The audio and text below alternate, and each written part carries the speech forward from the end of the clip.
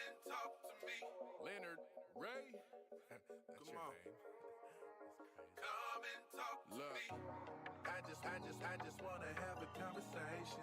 No, I'm not your type of baby. Listen, I'm just saying we can rule the world, just me and you. If you quit playing, won't you take a chance with me and have that conversation? I just wanna have that conversation with you. Come and talk to me. I just wanna have that conversation with you. Look, see we vibing and you know it's true. Baby, what it do? Do for me and I'ma do for you. No doubt about it. Boosie, I'm a Midwest king, looking for myself a queen. Ready to chase a dream with a dope self-esteem. You find it in all I know, and that's for real. You get to shaking that ass on the floor, and I see what's real. No disrespect, I just tell it like it is. Do you ever want some kids? What your ultimate goals? Maybe I can help with those. The mo was broke when he made you a blessing. You looking like a whole buffet, and I need some seconds. You say you had promiscuous ways, that was back in the day. I'll be alive, I say I did it. That shit was a phase. So baby, take this journey with me. You can pick the time and place, this nigga isn't picky. Smile on your face, I know the deal. Sign and deliver after seal. I can see it in her eyes, this one right here for real. I just wanna have a conversation. No, I'm not your type of baby, listen, I'm just saying we can rule the world, just me and you. If you quit playing, won't you take the chance with me and have that conversation? I just wanna have that conversation with you. Come and talk, yeah. I just wanna have that conversation with you. Lady, you so far ahead of these others, just like a ship on the horizon. Picking up on your vibe, signal stronger than Verizon. All the thoughts that I've been contemplating, ain't no time for faking or debating. You the one, ain't no mistaking. Look, I see your swag different. Always carry yourself like you ready, you know the mission. I had to know you. What is cracking? Welcome everybody to another fantastic episode of Behind Them Sticks with your boy Ham Solo 05 Gaming here with you on this awesome channel, TSWS Gaming. And I have a special guest today, and I tell you what, I'm super duper psyched. Mr. Strongman on the other side of the earth, Mr. PYO White Wolf. What is cracking, brother? Thank you so much for coming through here today. Bro, let me know how you're feeling.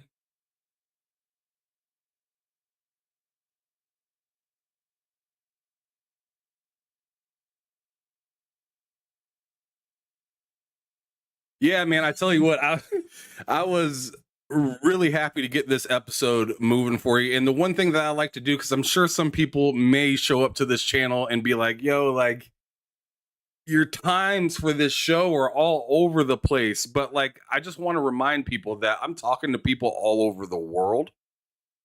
And I want to make this show comfortable for them. This is them talking about their life, their story, and everything that they've kind of gone through to get to gaming, and then as well as just talking about the general stuff and, you know, the current events of what's kind of going on. So I definitely want him on his game. I'm not going to ask him to come here at 2 a.m. You know what I mean? I want to be respectful for his time, my time, and let's get this moving. But brother PYO, go on ahead, let everybody know where they can find you. I seen what you said, Jacob Novik, in the chat. He said he's muted. I got him taken care of now. He's good to go. So, brother, let everybody know where they can find you for future or whatever.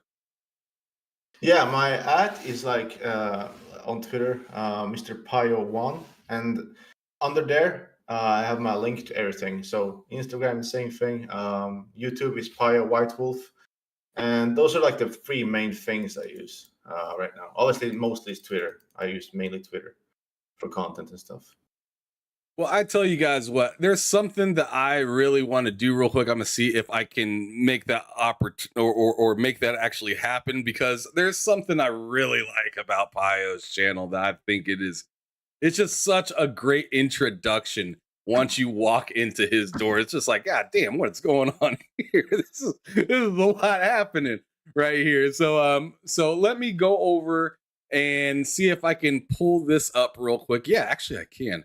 I'll just use another background from one of my other shows that I do. I do too many damn shows as it is. So let me pull this up real quick, And then also throw this over here.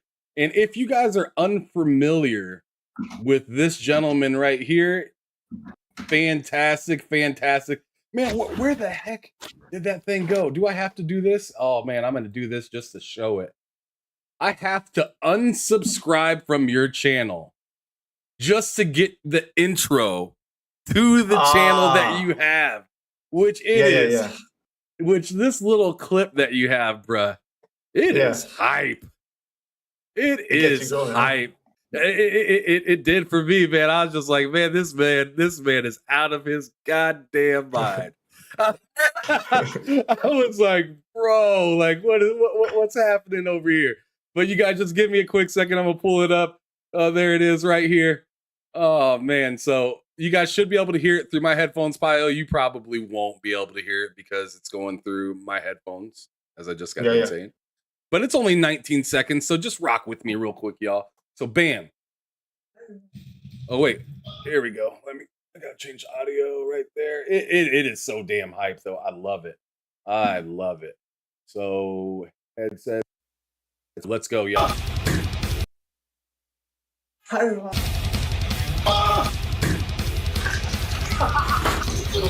Feel free to pause anytime you want, but it is actually a little bit more complicated than you think.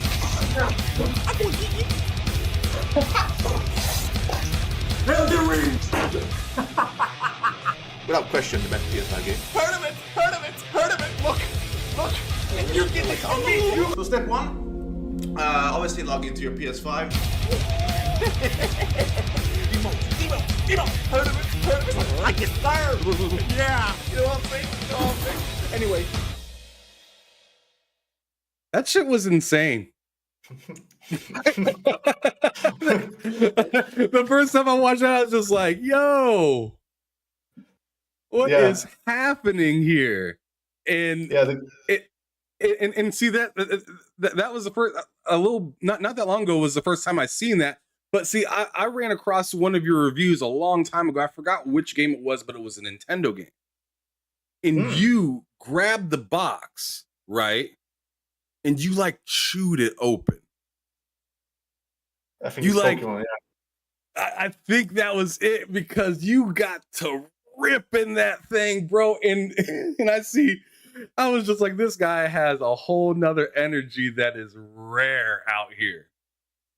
And I loved it. So I was thinking, man, maybe this dude is just like a beefcake ass. Like maybe he's just an asshole. It's just a big beefcake. And then come to find out, I was just like, yo, this dude, he seems actually really nice.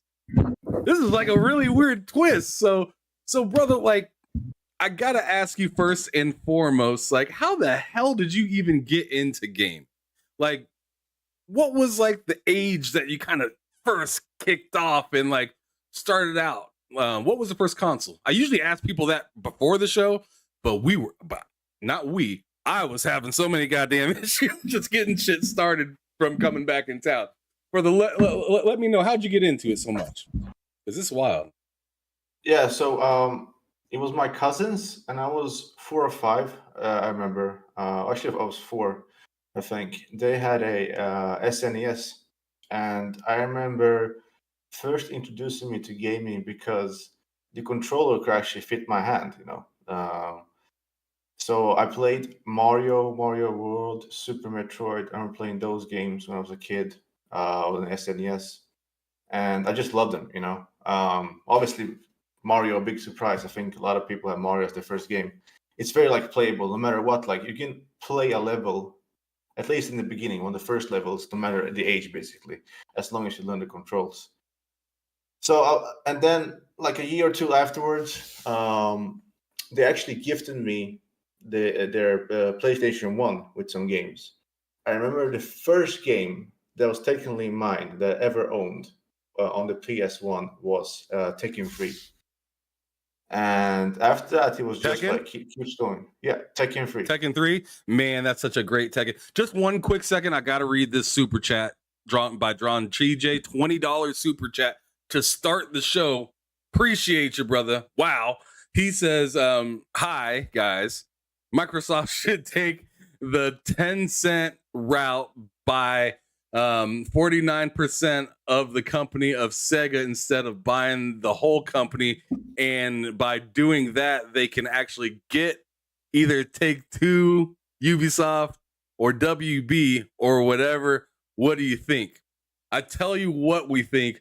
We're going to get into that here in just a little bit. Stick around, brother. I promise we'll be talking about some of this wild stuff because obviously one of the main things I like to add into the show is current thoughts and current events of what's been kind of going on. And then that kind of moves into future thoughts on where you think gaming is going. So let's not quite get there yet because I don't want to get way ahead and then have to work my way back. So with that being said, I appreciate you, Drawn TJ, for doing that. That's awesome. But let's get through the brother's early days in gaming first. So you said the first thing you got, and I'm just going to catch anybody up that that wasn't quite here just a second ago. I appreciate you, Drawn TJ, for recognizing that in the chat. He said, "Sounds good, bro." But you said Tekken 3 was the first game that you got for the original PlayStation, which was a fantastic game. I believe that was the one where they introduced Brian. They also had like Horang, I believe, which that dude with his legs is just absolutely disrespectful. Okay. and then I think they had Tekken Force on there as well, where it was like the side scroller. Yep. It was. Did they have any kind of volleyball or something on there? I thought there was, or maybe I'm just thinking Dead or Alive. No, volleyball seems like Dead or Alive to me. But I swear that little dinosaur, that little orange gone dude, I swear I was using him in some volleyball. Maybe it was. I can't remember it. To be honest. It was a long time ago, brother. But anyways, continue on. So Tekken 3 was a big kickoff for you in that console. Continue on, brother. Continue on. Yeah, so I played Tekken 3, and that's like how I basically get into it. So I played some SNES, but it wasn't mine. I was always at my cousin's place playing SNES, and it was kind of cool just starting to see some like 3D games coming along. And I remember trying to play Metal Gear Solid, but honestly, like when I think it was like, this is like a few years after that. I'm like 7 or 8. Like I have no idea where to go. But I remember being so cool. And I didn't beat like any Metal Gear game until way, way later in life. But I remember trying though. He had Metal Gear and I could not beat it at all. I was though very fascinated by it, how it worked and everything. And I just kept playing. Tekken was one of those games where the reason why me and my friends always played it, it wasn't because it was my first game. It was because it was so easy to play multiplayer or like co-op at the time, whatever you want to call it. And then another game that I always played when I was a kid, which I don't play anymore at all, but almost, was actually Gran Turismo. And I think it was Gran Turismo 2. You don't play that at all anymore? No, I play Gran Turismo 7 for like 50 hours, and then I don't go back to it. I play it when it comes out for a while, and then I don't go back to it. It wasn't like before. But the reason why, I have a very good reason. Back then, like you're a kid, you have all the time in the world to play a game. And now, like, you can buy any game you want, but more games come out all the time. So, like, I can't focus on just one game throughout the whole year like I used to back then. I feel that. That is basically it. I mean, back then we couldn't really afford to just keep moving. No, like that. We had to just, dinner is served. You're gonna eat what's at the dinner table. Now It's like we go and buy our own dinner now. So things are different. But continue. Yeah, and also I remember back then.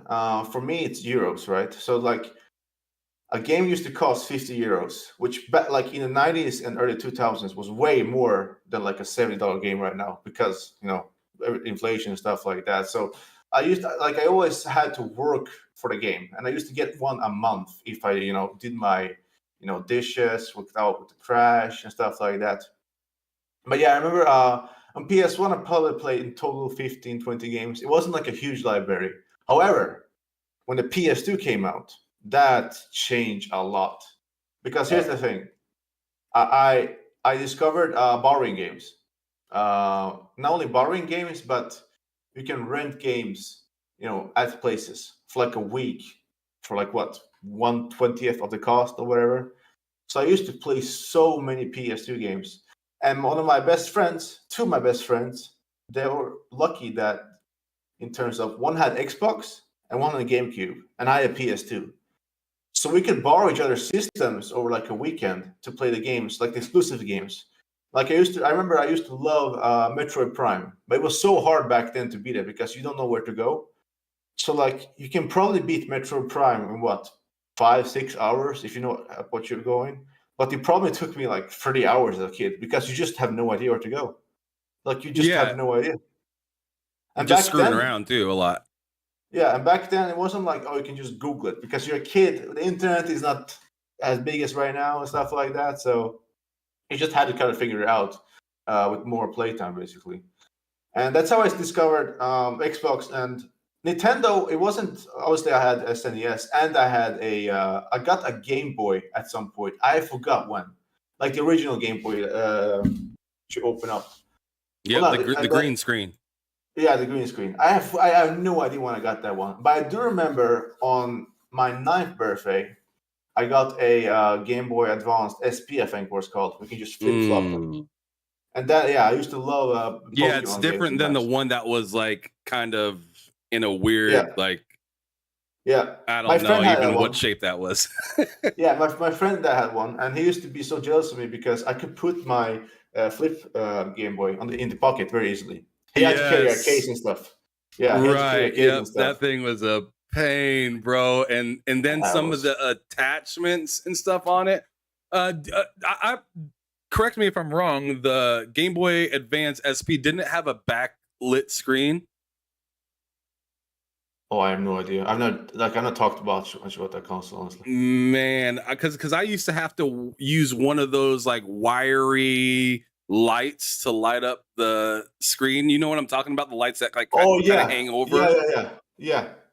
I think there was different versions where they fixed that though, wasn't it? Possibly, man. I mean, that's the one I had. So Yeah, I was a young buck yeah, then. I don't remember.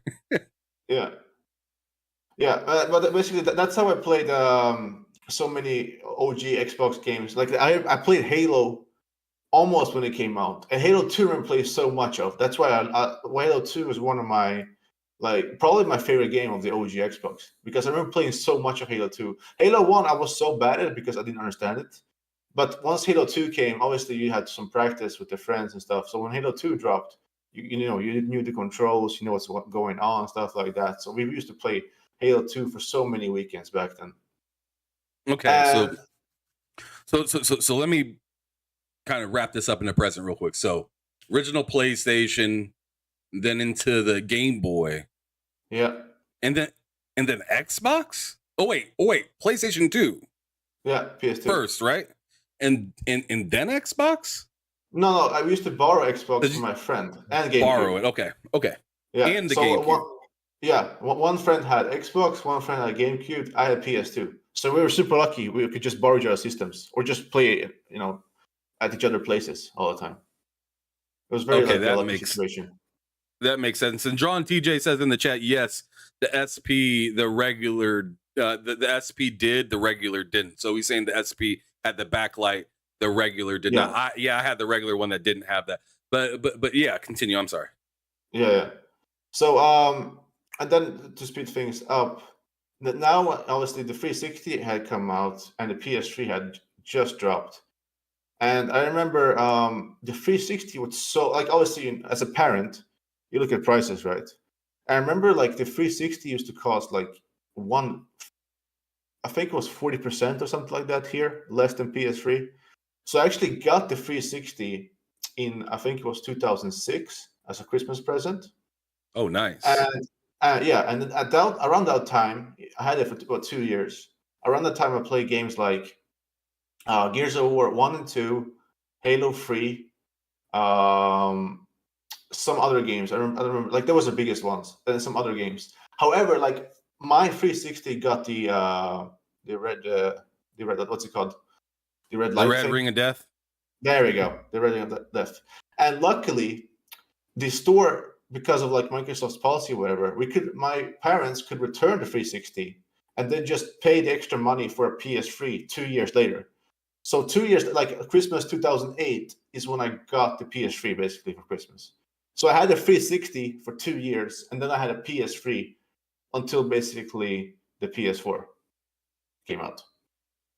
So obviously on the PS3, I played all the major games, almost every single major game. However, almost that entire generation, I used to play mostly COD. Like I was a huge Call of Duty guy, from like Call of Duty 4, World at War, and Modern Warfare 2 was my first one that I bought because I went back and played COD 4 and World at War.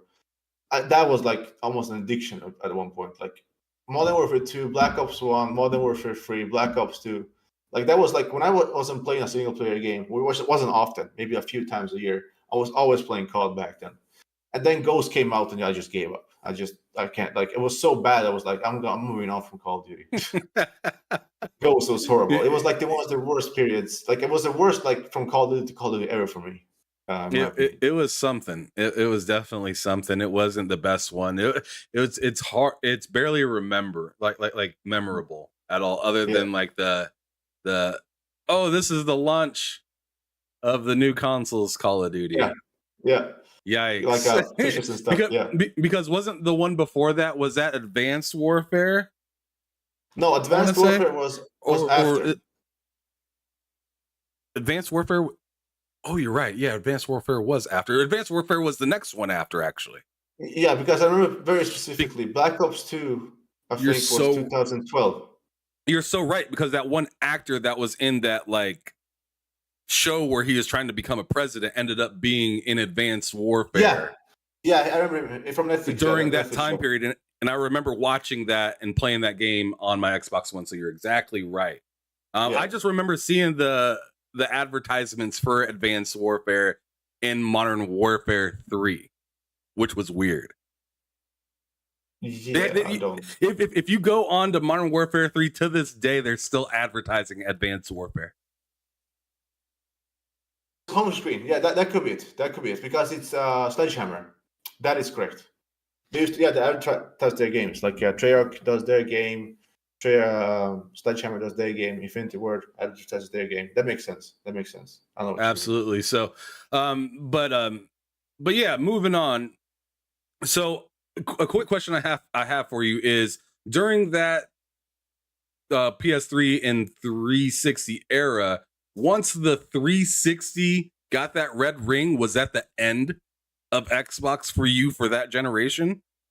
Yeah, for that, I didn't return until Xbox for like 8 years. So because I was limited, basically, you're not even 8. Like I'm basically a teenager. Like I'm living off, parents and stuff. You can't ask for everything, right? Especially if your parents are working. Like one console is enough for one kid. So I didn't get a Xbox One until Xbox One S I bought in 2016. I remember. So I didn't have Xbox from like late 2008 until somewhere in 2016. So it was 8 years. That's a minute. It just apparently it just didn't have nothing for you until that time, I guess. Which is, there ain't nothing wrong with that at all. I tell you what, but I got to shout out Neo GameSpark up in the chat. What's cracking? Good to see you up in here. He says, your shout out to everyone. Broski, got to update the description because you still. Oh, Lord. I thought I edited that already, but lame. Okay. Lame.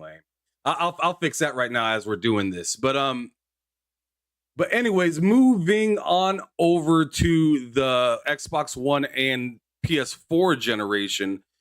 Yeah. So the PS3 drove you into it. There was fantastic games to end the cycle of that PS3, like Last of Us was out there. I mean, you had Uncharted trilogy throughout the games. PS3, which like, come on. Like, I know a lot of people give The Last of Us the love and everything, but bro, Uncharted is just magical. Yep. It's absolutely magical. I love that game. And The third one was probably the least loved for me, Yeah. but I really enjoyed the trifecta that they have. And then as well, they had what was the other game that I'm thinking of? Metal Gear? I think Metal Gear. Thank you, Metal Gear. Yeah. And I'm sitting over here looking at like some of your previous profile pictures and whatnot. I see Metal Gear. I see you with the Metal Gear dressed up. So so the reason I bring that up is because I'm wondering if that kind of, because you said Metal Gear when you were young was something that you didn't really get into too much. Well, I was just gonna say it. I was too dumb to beat it. I have no idea where to go, basically. Like, I had no idea what I'm doing. Okay, but by this time, by the end of the PS3 cycle, did you catch up with yourself on that? Because PS3 was backwards compatible and stuff like that. Yeah. So I'm wondering if you finally got back to Metal Gear 1, 2, and yada yada by that time. So what happened? Here was what happened. I bought Metal Gear Solid 4, right? Without playing the other three. I have no idea why. It was like, I can't explain that to you. And then my friend told me, it's very specifically, that I really can't play 4 until I play the other 3. And to play 3 games before you play a game, that will take a while. So I didn't do that until like, I decided to do that in 2015, I think. I waited so many years to play all those games. Wow, so you were knee deep in the PS4 generation when this happened. Yeah, because my friend gifted me a PlayStation Vita, right? Oh, well, that's nice.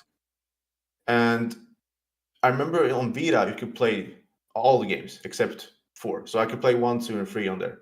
So I was like, okay, I'm going to play the trilogy there. And then I still have my PS3. I didn't sell anything. And I still have disc all these years later. I'm just going to play it on 4. And I remember being so like fascinated. Like it blew, like 1 blew my mind how good it was for the time. Like I understand like the Kojima thing, just playing 1. And then 2, I didn't think was as good until like the last hour of the game. It just blew me away too. And then I played 3, and 3 is like to this day my top 3 games of all time. That's how much I enjoyed Metal Gear Solid 3. And 4 was also like a masterpiece. Obviously, it was a long movie, almost you can say, but it was still a masterpiece how they ended it. You said it was a movie. Oh Lord. Yeah, it was long. And then, it was long. And then 5, or do you even want to speak on it? Yeah, and this is what sucks too. I played all the Metal Gear, even like the old school games I went back to. All the extra games I played to PSP, everything. I played every single Metal Gear game. 5, I have tried to play 5 4 times. I probably have like 30 hours in total. I just can't get into it. The gameplay is amazing. And it's one of those rare games where like, okay, I played maybe half the game story-wise. I'm just going to watch the rest of it on YouTube. And I still didn't like it. Yeah, I know. Because I was forcing myself to play it. I was like, I remember one night I was playing it, right? And I was like, I just can't do this. I just not enjoying it. This is not Metal Gear. It's like an open world game with Metal Gear on it to me. And it really felt like Kojima, in my opinion, was forcing to make the game instead of like Silent Hill or like Pete even. So I was like, I really didn't like it. I just didn't like it. The gameplay was phenomenal. I always said Metal Gear Solid 5 has incredible gameplay, but the story, there is no story in my opinion, and I just can't play it because story is number 1 for Metal Gear games, in my opinion. So for sure, it is what it is. I could totally understand that. I personally haven't went through all of the Metal Gears, but my brother Loke, which is the other piece, the other main component of this channel, he is a diehard fan, and if I remember correct, he doesn't even like mentioning 5. Yeah, 5 is like this, right? Yeah. He just said in the chat just now. He said 100% agree with him. MGS5 is lacking. It is because like when you ask people who really love Metal Gear, like think is one of their best games of all time, they don't like it. But the people more casual fans, they love it because they're not as into it. So you're not as into Metal Gear. It seems that you're okay with 5 and you think it's an amazing game, basically. That's like at least my interpretation of the Metal Gear series from what I've heard over the years. which makes sense. Fair enough. Fair enough. Yeah. Now, well, all those old school Metal Gears, right? Yeah. They are now making that whole collection thing again. Now, and they're actually renaming these Metal Gears as they come out. Where is your head at for these new ones? Where's your expectation levels? Are they crazy high, or do you think it's going to be like GTA level of remaster? So the crazy part about it is, as long as they make it like 4K and stuff, but just better graphics and better controls, they won. Like, they don't have to do anything else.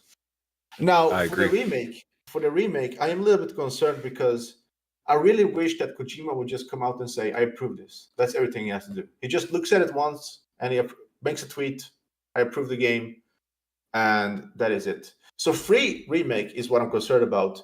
The ports. The thing about I'm gonna play them. The reason why I'm not super hyped is because I already have access to them in different ways.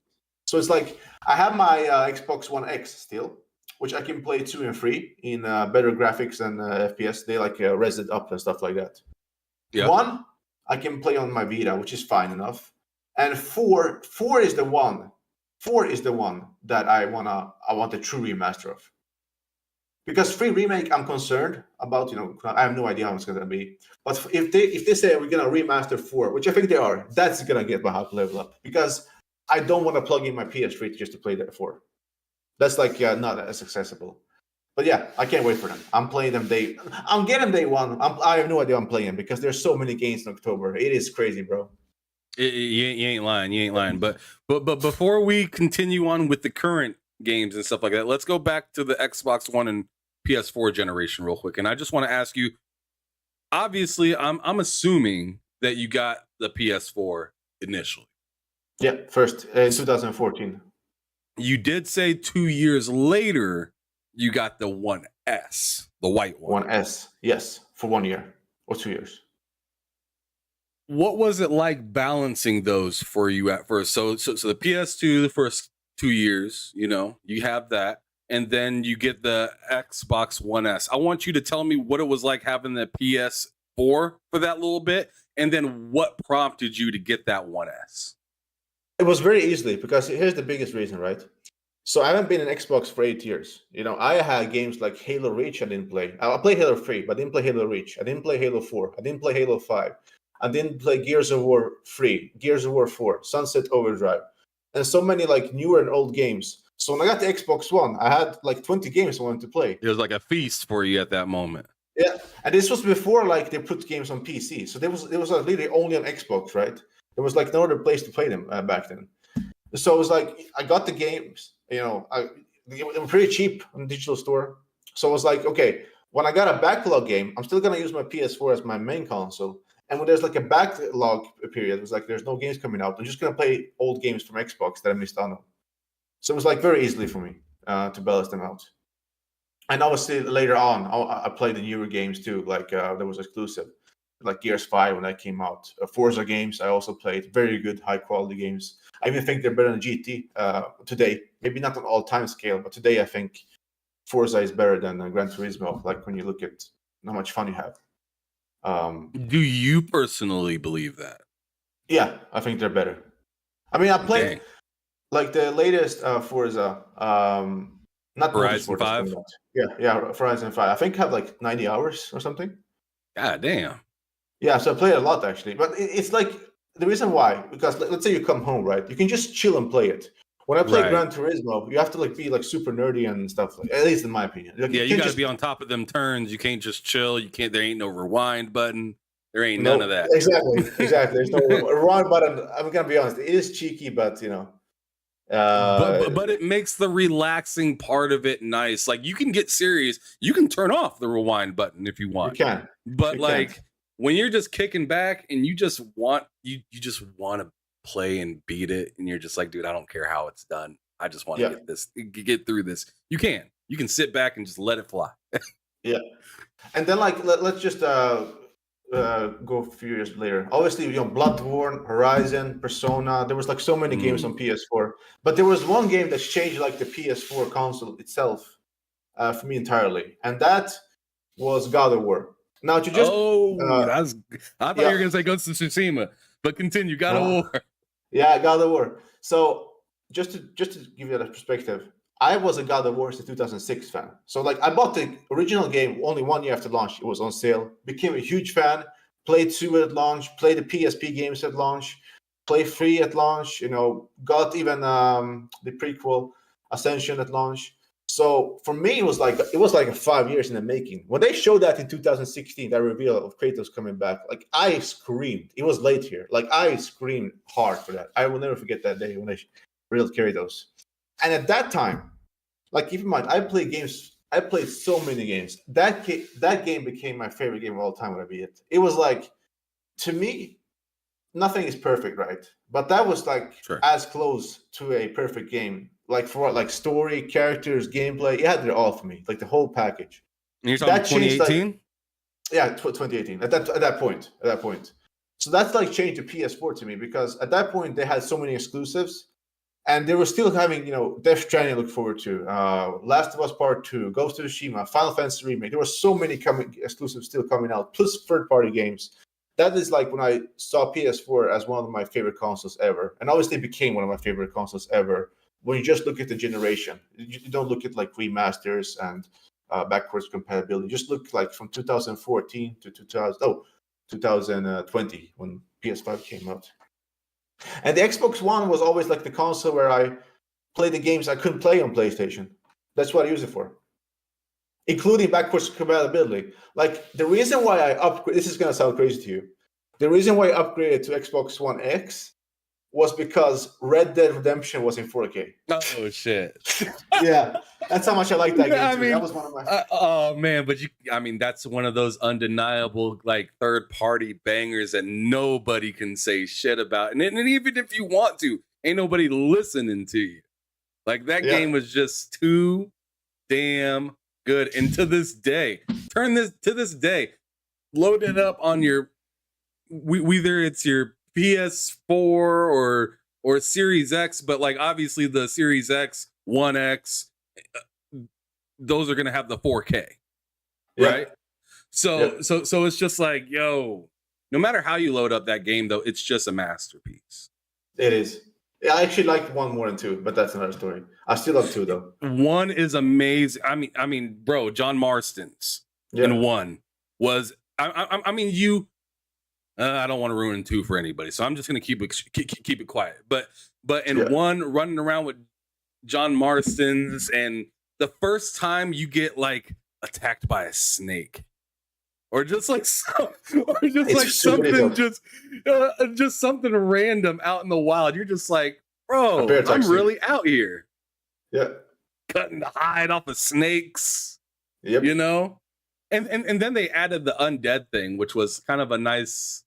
I thought it was a nice addition because it was like undead but open world, so totally different from like Call of Duty Zombies or anything like that. Yeah, huge expansion. It was basically its own. You could actually buy it for a time, like the disc for like $40. I remember. Undead Nightmare was called. I love that too. But yeah, so that's when I loved that game. Death Stranding was a huge also game for me at that time. And then 2020 came, which was insane. Absolutely insane year for PlayStation that year. Final Fantasy Remake. And then after I beat Last of Us Part 2, this is where like, okay, I played so many consoles throughout my life. I obviously I talked about 3DS and DS, PSP. I played all those, but not like as intensely as PS2 and stuff like that. I played so many consoles, from SNES. I borrowed PS1, PS2, OG Xbox. I was like, after Last of Us Part 2, I was so blown away by that game. That was like, okay, PS4 is my single-handedly favorite console ever at that point. And that was before Ghost even came out. So Ghost just added to the mix. I was like, when I look at the library, how much I enjoy gaming this generation, I completely gave a multiplayer once Ghost came out. I played a lot of Rocket League, GTA Online, and believe it or not, Titanfall 1 on PC. Actually, I play a lot of those. Like outside of those 3 games, I didn't play much multiplayer games in the PS4 or Xbox One era at all.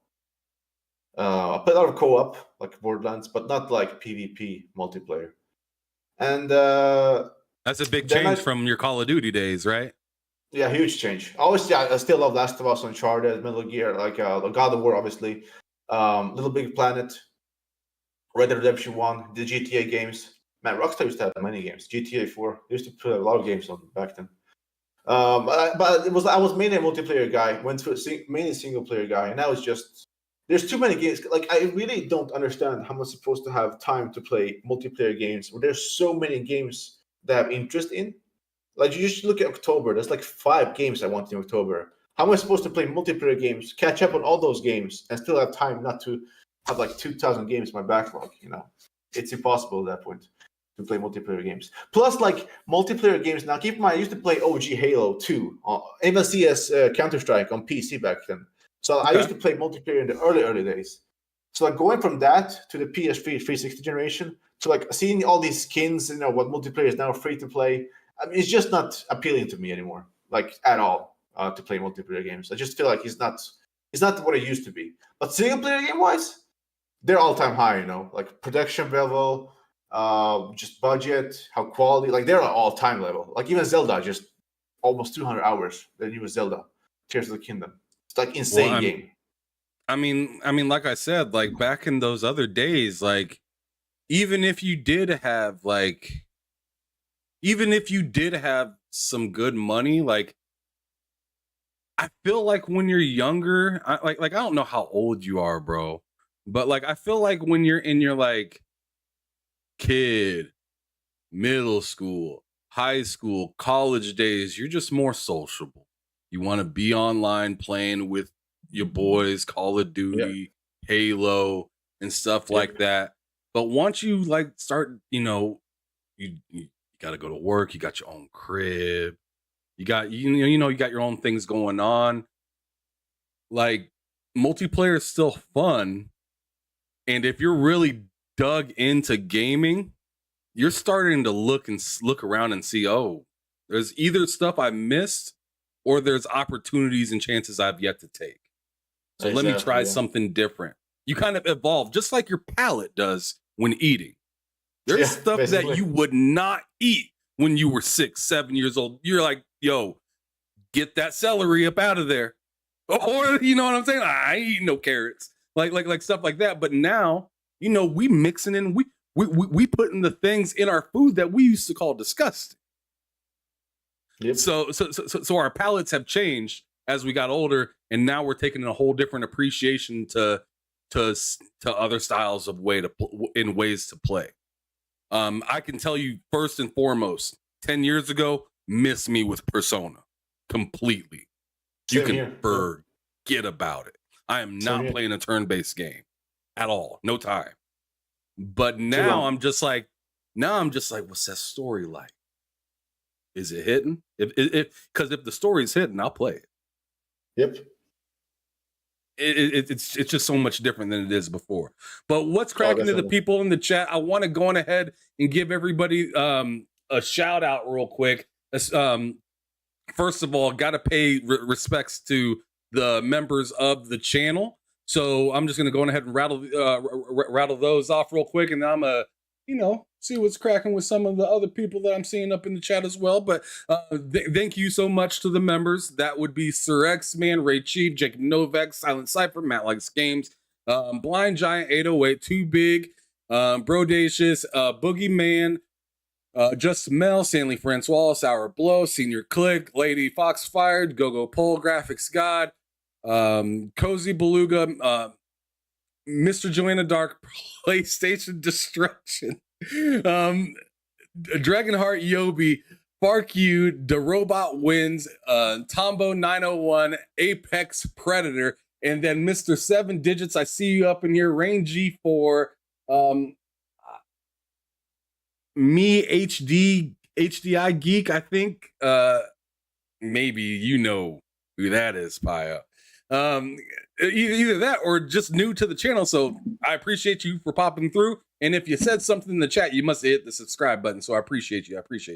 A Blind Giant, I see you up in here, back from the dead. Oh boy, you guys, I appreciate you. J Dab, I seen him earlier. Fantastic. I really appreciate you guys for pulling up to your boy Ham Solo show with special guest PYO White Wolf.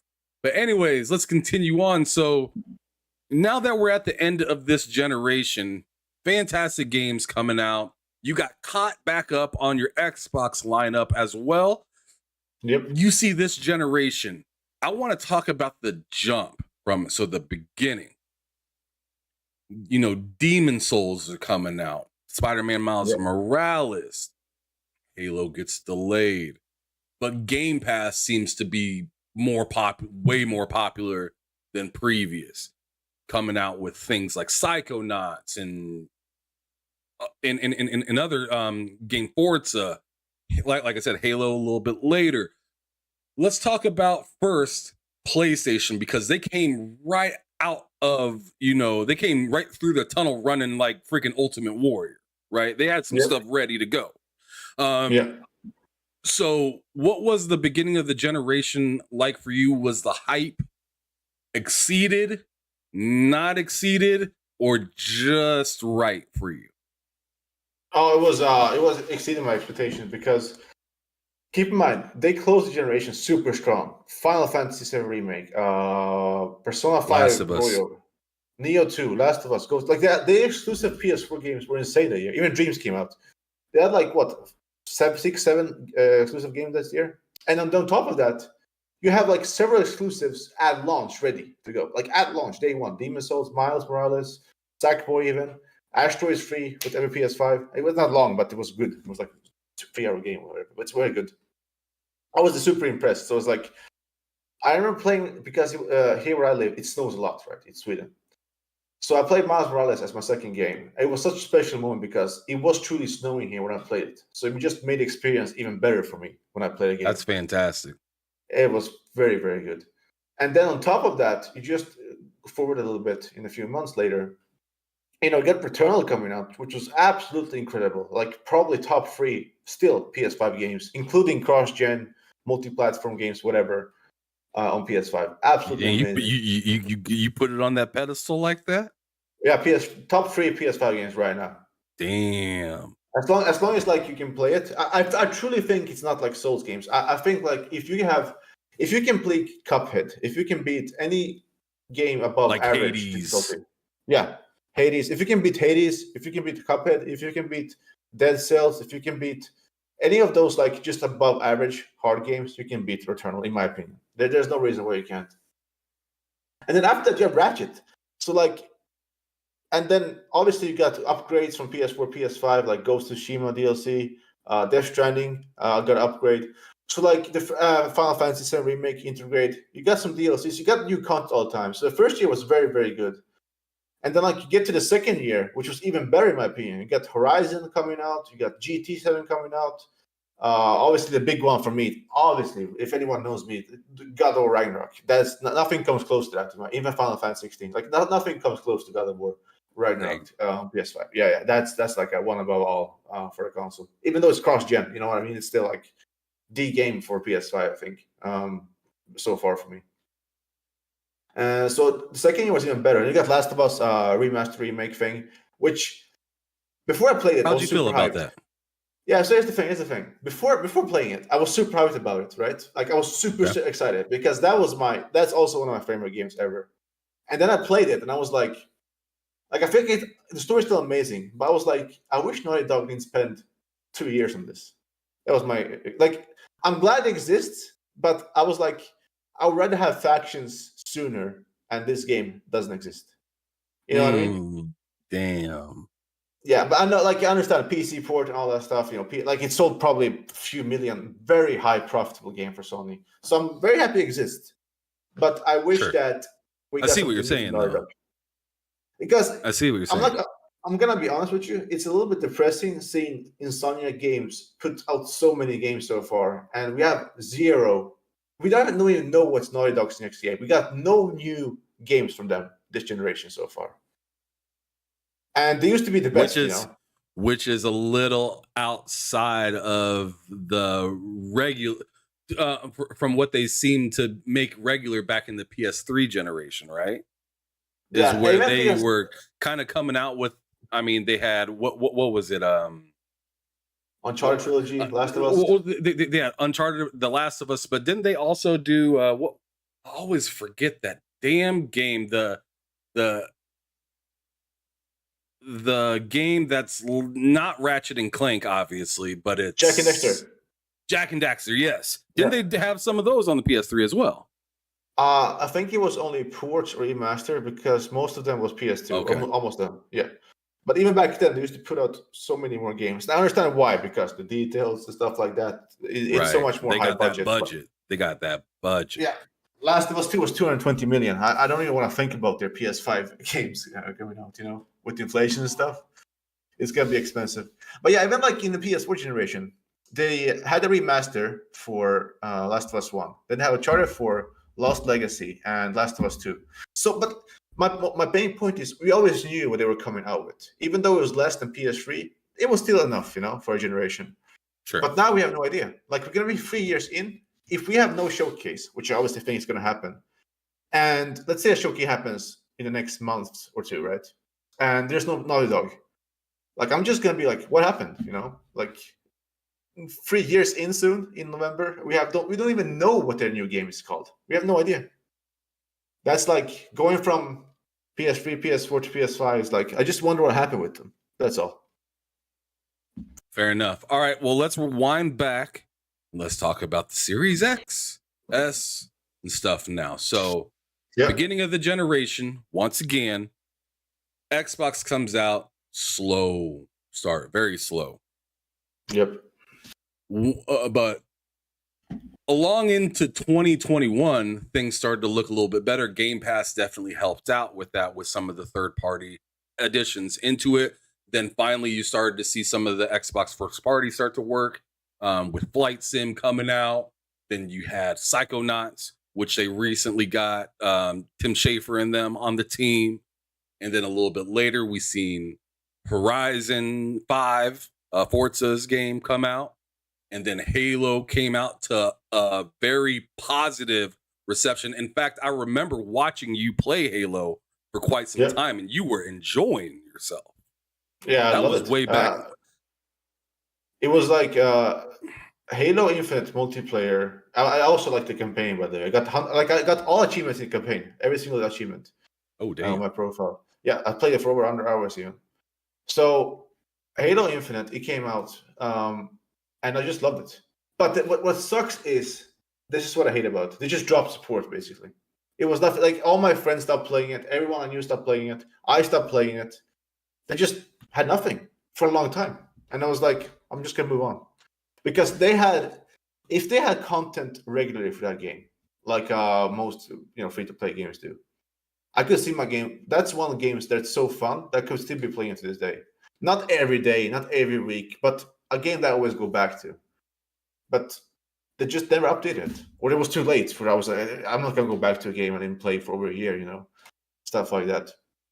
But I can say why my decision was go to PC. It was like in 2021, before Halo was coming out and Forza was coming out, I was like, my PC is pretty old. So I either upgrade to a new one or I just buy a Series X. Now, because I use PC more and I want a new PC, I was like, okay, I'm going to sell my old PC, build all new ones, and I'm just going to use my PC as an Xbox. Because even if they're games that I don't want to buy, they're still on Game Pass PC day one anyway. So I can get Game Pass or get them on Steam. Like, for example, Starfield, that game is too big and too long to buy Game Pass for. So that's a game I'm just going to buy on Steam. Because that's a game that's going to take me a while to beat. And I'm going to go back and forth because I don't think I'm going to beat it, in less than a month that I would get Game Pass for. So that's a game I'm going to just buy. But the game like Forza, that's a perfect Game Pass game for me because I'm going to play it during the time, beat it, and then I'm just going to, okay, I'm done with it, And Halo was also Are you going to play the new Motorsports? Yeah, I think so. Not at launch because it's too many games in October. Like, That's fair. Yeah, I'm just gonna get it. I mean, that's impossible, man. It's truly impossible. It is. I mean, it's like Black Friday. It's like I'm walking in here and getting exactly everything that I can and getting out, but I know I'm not going to be able to grab everything that I want. Yeah, basically that. Just what I can, not what everything I want. Yeah. But yeah, so rough year, but led into some real positivity towards the end of 2021. They had the whole Xbox 20-year anniversary with Halo, with the Halo Shadow drop. Forza was hitting on all cylinders. Psychonauts was going to the Game Awards and was one of the top games of that year. They got Publisher of the Year. 2022 comes, another swap where PlayStation is leading the charge and Xbox super duper whisper quiet. The one thing that they did say in 2022 that made everybody's heads go nuts, because remember how loud Xbox was in 2021. They were in everybody's spot, like very, very ambitious. We're here for everybody. 2022 came and it was like pen drop silent as soon as they said Activision Blizzard. Yep. As soon as they said Activision Blizzard, it is like Xbox wasn't home for the next year. They were just gone, and it was rough. I mean, unless you were, leaning into Game Pass super heavy, I'd say Game Pass did fine for 2022, but Xbox as first party did atrocious. So I'm curious as to what you kind of thought about that leading all the way up until now. So one of my decisions to get a PC was basically because I knew if I get a Series X, right? Like it's like the Switch for me. Like Switch is 100% exclusive, and Nintendo always puts out games, so I'm good with that. But let's say Nintendo didn't put out games, right, at all, like for a year. I would just be irritated that I have it. Like I would just be annoyed that it's there.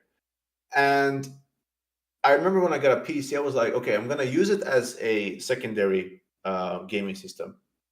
I can still do like way many different things on the PC. Just gives us a secondary system. When Xbox put out their games, I'm gonna enjoy them. And when they don't have games, I'm not gonna be irritated because I can still have Steam. I still have old games to play. Still, have my Steam library from a long time ago. I still have like different things to do on the PC. But I feel like if I got an Xbox Series X, I would just be irritated and didn't use it enough. Like when I look at 2022, there's maybe like one game I would have played on the Series X that entire year, and I would just be so irritated that I don't know what I'm gonna do. Sell it, rebuy it. I don't want to do that. It's just waste of time basically. But it sucks. But at least I hope like they made a hard decision to delay Starfield a couple of times, and right. I feel like with Starfield, it is like I've seen a lot of people say this. That game is what basically what God of War did to PS4, what Zelda Breath of the Wild did to Switch. This game has to do to Microsoft and Xbox Series X. I feel like that it has to be there. Like, okay, this is it. Like, this is like we're quality. You can trust us now, and we're gonna see. Like, I have high hopes for it. Obviously, do you have confidence in that as somebody that plays, more PlayStation? Let's be real. Yeah, of course. Do you have confidence that this will give somebody like you that's just kind of, I'm here to play? Does this give you like some confidence? Like, man, I can't wait to see what they do with this. Yeah, because I feel like I don't see a world where like Starfield comes out and it's not amazing. Like at the very worst, it's very good. That's what like I'm expecting, because the fact that they delayed it twice, like keep in mind, they promised, okay, we're gonna have a 2022 that's gonna be around God of War. Okay, we're gonna delay it until later in the first half of the year. They're like, oh, we're gonna delay it until September of this year with the date and pre-orders. So I feel like with them doing that twice, I just don't see it being a bad game, because imagine after Halo, right? Halo was a good launch and didn't support it, so no one plays Halo anymore. People don't think about Xbox anymore like they used to with Halo. So I feel like they have to have something where like people think about Xbox and a big IP. And what's bigger than Starfield for them right now? There's nothing else coming out until probably the next Elder Scrolls 6 or whatever, that's gonna be as big of a launch as Starfield, like a Zelda type, like a God of War type, huge. So you're deal for saying them. new catalyst, pretty much. Yeah, I just think they need it so much that I don't see a world where it fails at all. Like I just can't like imagine Starfield comes out, right, and it has like a 60 Metacritic. How much damage would that do to the brand? You know, I mean, it would not look good, bro. That's what I'm saying. But see, Bethesda themselves aren't going to make themselves look that silly with something that they said. Like, see, I know a lot of people point at Redfall, right? But Yeah. didn't know. I didn't hear. What's his name? Harvey Smith come out and say, "I've been thinking about this for the last 20 years." Yeah, that's Redfall seems the game just made to make it. Honestly, different like even Redfall when they announced Redfall with that CGI trailer, I had no hopes for it. Like it was, I feel like people comparing Redfall and Starfield, I get it, but it's way different expectations, man. I don't feel like anyone expected Redfall to be a game industry game, you know, that changes things for people and stuff like that. So, yeah, but Starfield, it is there. I'm not gonna maybe buy it day one because I want to see I just want to see it works on PC. That's all. Like I don't care about the reviews that much. I just want to see, okay, it works on my graphics card. I can play it. There's no crashes. Okay, I will buy it because it's a digital game. Like I can just wait until the last day, whatever. No doubt.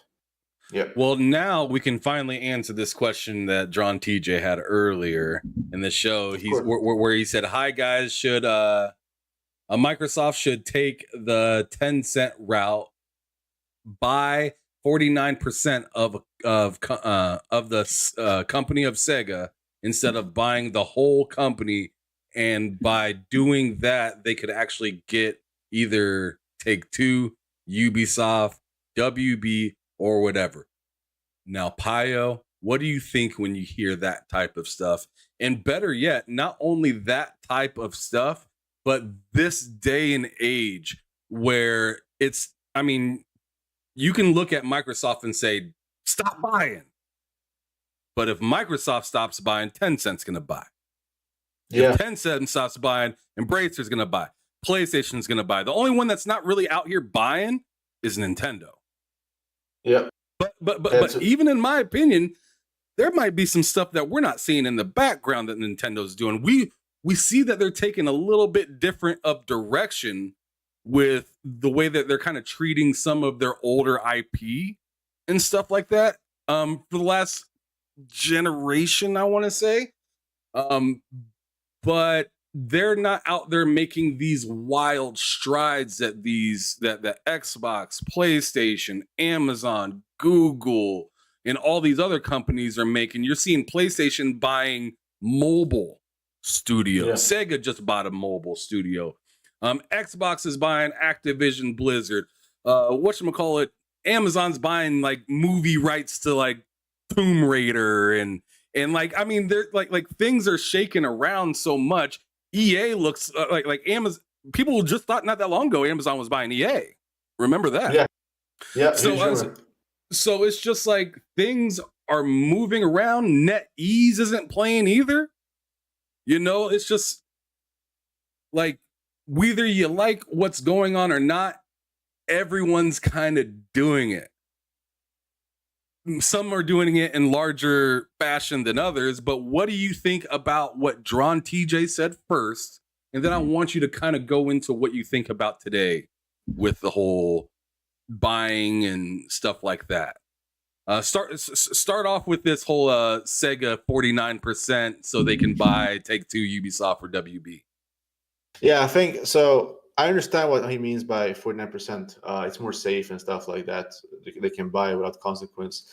But Microsoft being Microsoft, I truly think if they want something, they go 0 or 100%. They're not going to do the 49 route like Tencent did with the Dying Light developers. But speaking of acquisitions, I always thought about this. So this is such a weird thing to think about. So we know, Microsoft's going to get Activision. And if it didn't get Activision gets a few $1 billion for free.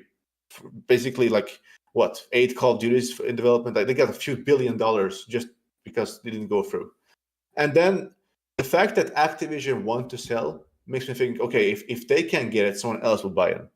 Right. So it's like, even if you hate this decision, at least you can think like that. But that also will make, like, I truly think, and I know this is not popular to say, but this is what I think objectively, not because I want to happen. Just if I had to use logic, that's gonna force Sony to be scared and buy publishers they don't need to buy. Like, I truly think it's either gonna be Square Enix or Capcom, one of those two. Sure. Yeah, and that's why I just think that way because Capcom, I think the Saudi Arabian company, they bought a few percent of Capcom, if I'm not mistaken, and that probably worries everyone. Like stuff like that has to worry like a lot of people, obviously. And I even think they bought a little bit of Nintendo too last year, which people don't realize when someone buys like 5-6%, no one cares about it, but it happens all the time, you know. And they can sell it later on, they make a huge profit from it, but they own a few percent of those too. So like, companies are going around buying companies now more than ever, and I think it's going to happen. Do I see Microsoft buying Sega? Actually, I do. At this point, the fact that Activision got bought and it went through, I think anything can happen. Yeah. Maybe not like even like Take-Two can get bought. Technically, they can get bought. I don't think it's going to happen specifically for them. I don't think it's going to happen, but it's a weird space in time we're now. And I also think from non-American companies and I think they're going to do what Tencent is doing, getting 49%, basically. Mm-hmm. So then, yeah, I mean, people are talking about Take-Two, and I'm just like, dude, they're making hand over fist as it is where they're at. Like, I mean, look at what they're doing in just 2K alone. Like, don't even add Grand Theft Auto, just 2K is insane. But then you add a behemoth that is Grand Theft Auto and Red Dead Redemption and whatever. I mean, Take-Two, whatever they do feels like a dub almost. Yeah, they very, very rarely lose at all. No. And right now they're helping out what I'm excited for, Remedy, with making the new Max Payne or the remasters or something like that. And I tell you what, I'm super duper excited for that, bruh. That's gonna be awesome. So I really liked what you said about the whole forcing hand for Sony to like, you know, maybe make a mistake. But I ask out of curiosity what you kind of think, because there was like some pretty interesting things I was listening to MBG say. And I'm wondering if you agree or disagree, because he was alluding to, well, you know, I feel like maybe Sony pushed around Microsoft a little too much, a little too hard. And now we got this reaction out of it. So it feels like Microsoft is bullying Sony in this situation, but the reality may be that Sony was bullying Microsoft so long that, you know, they popped the trunk and got angry and said enough is enough and slammed the gavel. Literally. What do you think about that whole like aspect of it? Do you feel like Sony bullied Microsoft, or do you feel like Microsoft did something else? They're being sneaky or something? No, I think this is like this, right? We saw like factual documents of the emails, how they feel about each other, both companies. And it's no secret that Microsoft hates Sony and Sony hates Microsoft, right? Mm-hmm. So with that said, I think they're going to do whatever it takes to win over the other. I think if Microsoft can, they can buy whatever. They're going to buy whatever they want now. Sony is going to react to basically, okay, they're getting stuff, we have to get stuff. And that's how I see it. Do I think Sony went out of their way? Sony, I think Microsoft, I have no idea what they're expecting, but I had no idea that Call of Duty made this amount of profit for Sony. Like, we're talking like what was it, like billions in profit? Like pure profit? And that wasn't even with game purchases. That was just like, you know, microtransactions and stuff like that just within the game. Yeah. So I'm actually like almost surprised, like how I knew FIFA always sold incredibly well on PlayStation, but I'm almost kind of surprised how good Call of Duty sold, because it basically is selling better than first party games, and not all of them, not like God of War 20 million or whatever, but like it's selling like almost 15, 20 million on PlayStation consoles, and it's like plus the microtransactions, plus all the DLC and all that stuff. So, and it's all bought almost in full price. So Sony gets a huge cut on every sale. So it's a free money for them. And if I knew that beforehand, like it was that big, like I knew Call of Duty was big on PlayStation, but I didn't know it was like that big, you know, where like they were like panicking, because you just saw the panicking over only Call of Duty. Do I think it was too much? Yeah, it was just, they dragged it out as long as they could. And I think their strategy was, okay, we're going to drag this thing until we win. And they couldn't do it. So I think that was a strategy from the beginning. We're just going to milk it out until they have to pay Activision those 3.5 billion, I think. And we're just going to move on. But it didn't happen, so. All right. Well, I'm going to answer that first question by Jonathan TJ myself real quick before I move to the next super chat, and then the last kind of question to tie up the loose end that is the subject. The answer I'm gonna give you with the whole 10% and 49%, John TJ, I'm not even thinking about that right now with Sega.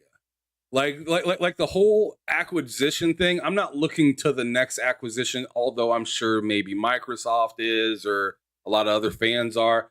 I'm looking specifically at like, yo, you just bought a company that was in disarray. What's next with that? We see that you guys made unions, you got unions approved and stuff like that. I want to see the movement in how they allocate this studio more than I want to see another thing get purchased. My brain can't really put together buy this, and then I'm thinking of the next thing that they're going to buy, and then the next thing they're going to buy. I'm the kind of person that I just bought something. I want to see how it works real quick, and then I'll go back to the store. Yeah. So I bought this new camera. I spent a few hours just screwing around with it. Now I know what I need to complement the camera. That's how I look at it. So I'm hoping that Xbox is looking at it, and I'm sure, they're a big business. They draw up the blueprint way further down the line than we can even probably think. But I'm just saying, like, yo, I'm a little different than others. I have a good feeling about the way Microsoft is moving, but I want you to ensure me that I'm thinking properly. So I just want them to take their time, do things right. I don't care if they get Sega. I'd like it, but I just want to make sure that, these things that we purchase, they're seeing the growth within Bethesda. They're seeing the growth within Activision Blizzard and Toys for Bob, Raven, Infinity Ward, Treyarch, and all these other guys. They're seeing that they're happy. I don't want you to buy Sega while you just killed 343 once and for all. You know what I'm saying? Yeah. I don't want to see them after you cut like 30% of the staff from like Playground or something like that because Fable didn't launch quite right or something like that. You know what I'm saying? Like, I want some consistency because, people might say, oh, you're talking bad about... Bro, I'm talking the same way I talk about my favorite NFL team, my favorite college team, anything like that. I want to look and be like, yo, this coach's recruiting is fire. This dude is not only setting us up for this season, but the next 3 seasons, I see the second and third string quarterback, and bro, they are cold. They could start for another team, but they're on ours. That's the kind of shit that I'm looking for out of this whole thing. So I'm looking at it as a very much like a sports team. Like I want to see not only you guys set yourself up for this year, but I want to see what it looks like 5 years from now. I want to know we got our quarterback for the next 20 years like a Tom Brady. Like, you know what I'm saying? Like you guys look at Naughty Dog like Tom Brady. We on our side look at, Coalition as maybe something like that. Right? But I want to know who's sitting on the bench ready to take over for that. Do we got Aaron Rodgers sitting back there? Do we got the last Heisman Trophy winner? You know what I'm saying? Like, I just want to be set up.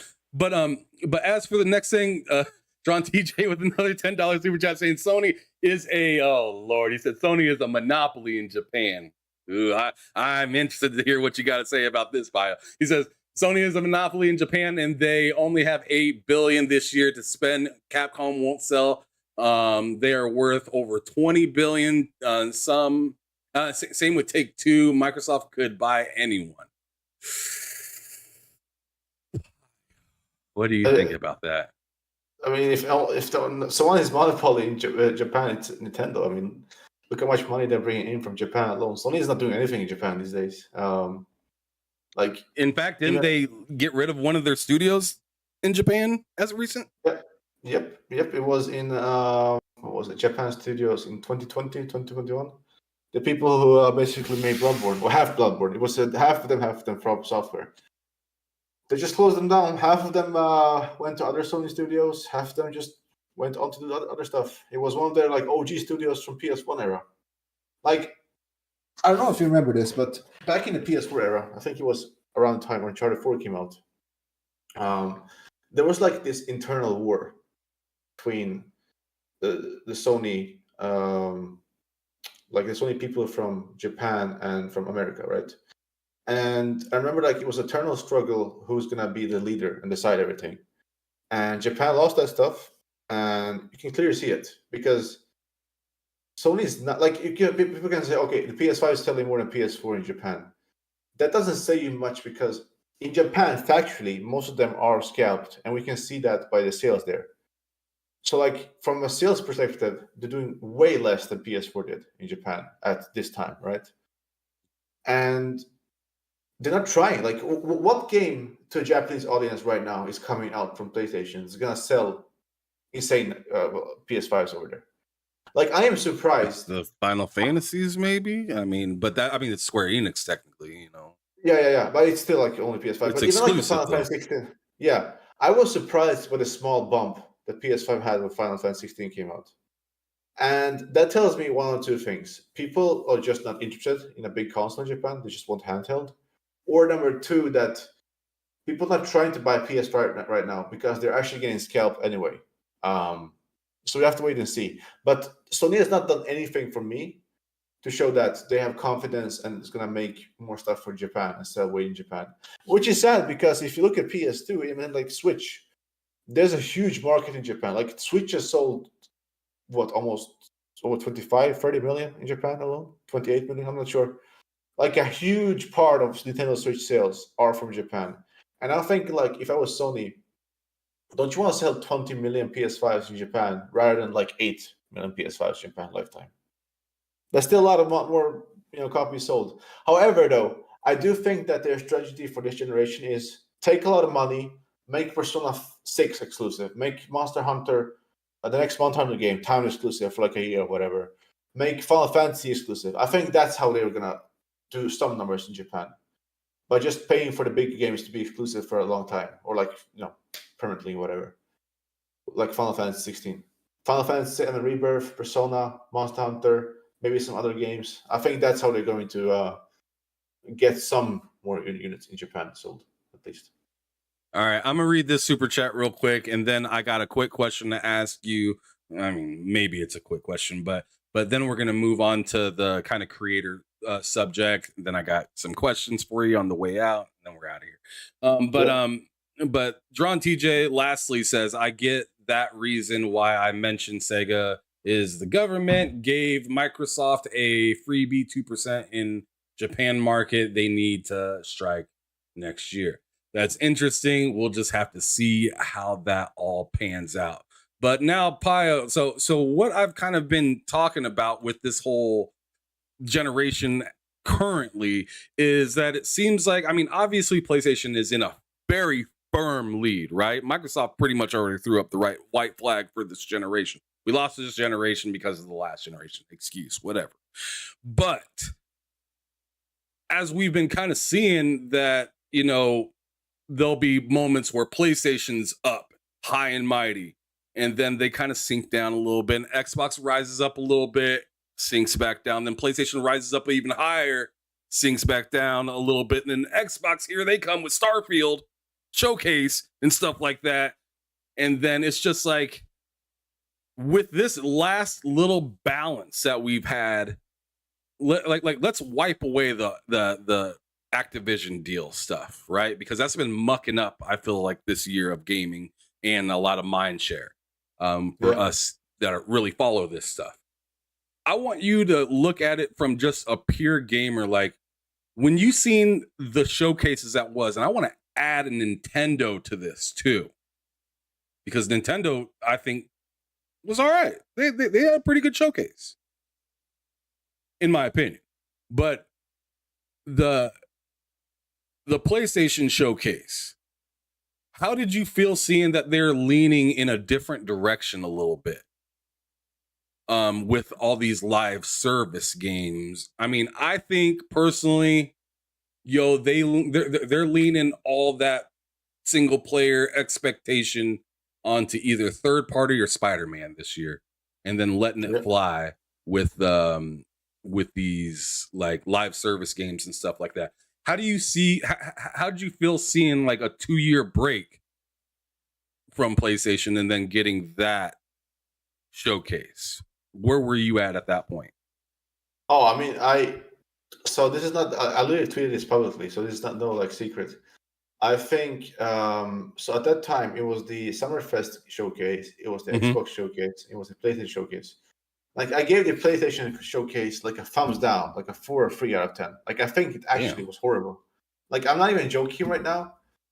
The reason why I was so irritated is because I was on vacation, and I went back to the hotel specifically to watch the showcase. Like, I was literally like taking my time out. You're going out of your way. Yeah, to watch the showcase. Like, going back to the hotel with a friend. He also wanted to see the event. The other friend was still there though. And we watched the showcase, and I was like, my friend almost fell asleep until Spider-Man came on. And I was so bored. I was like, where is everything?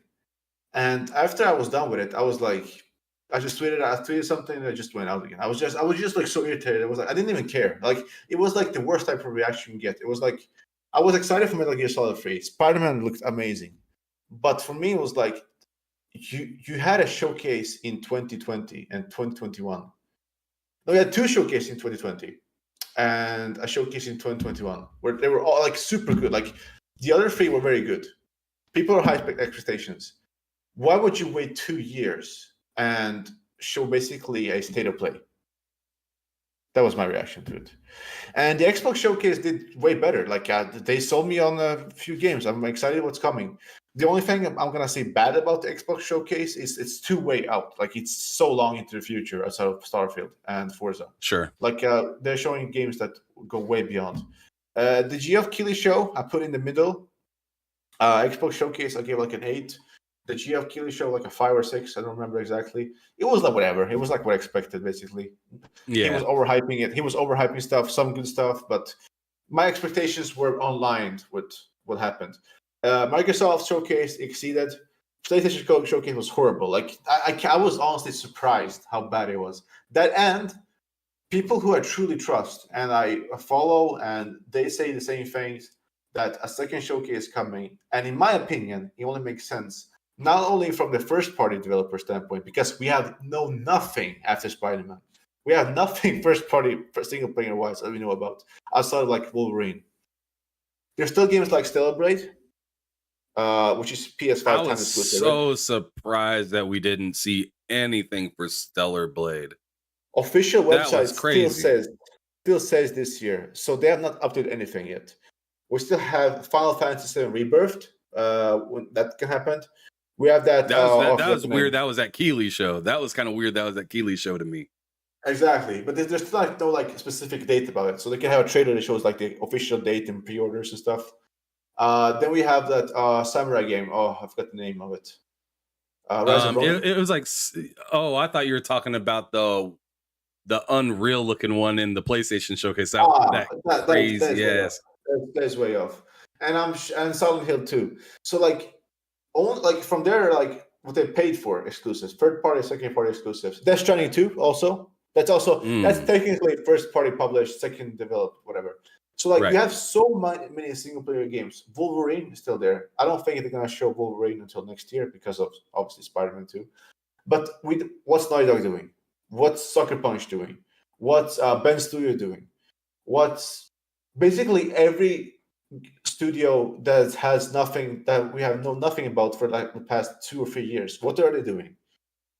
We just don't know. Like, I thought it was weird. Herman Hulse came out and said, "Man, I'm really excited for what Sony Santa Monica is working on."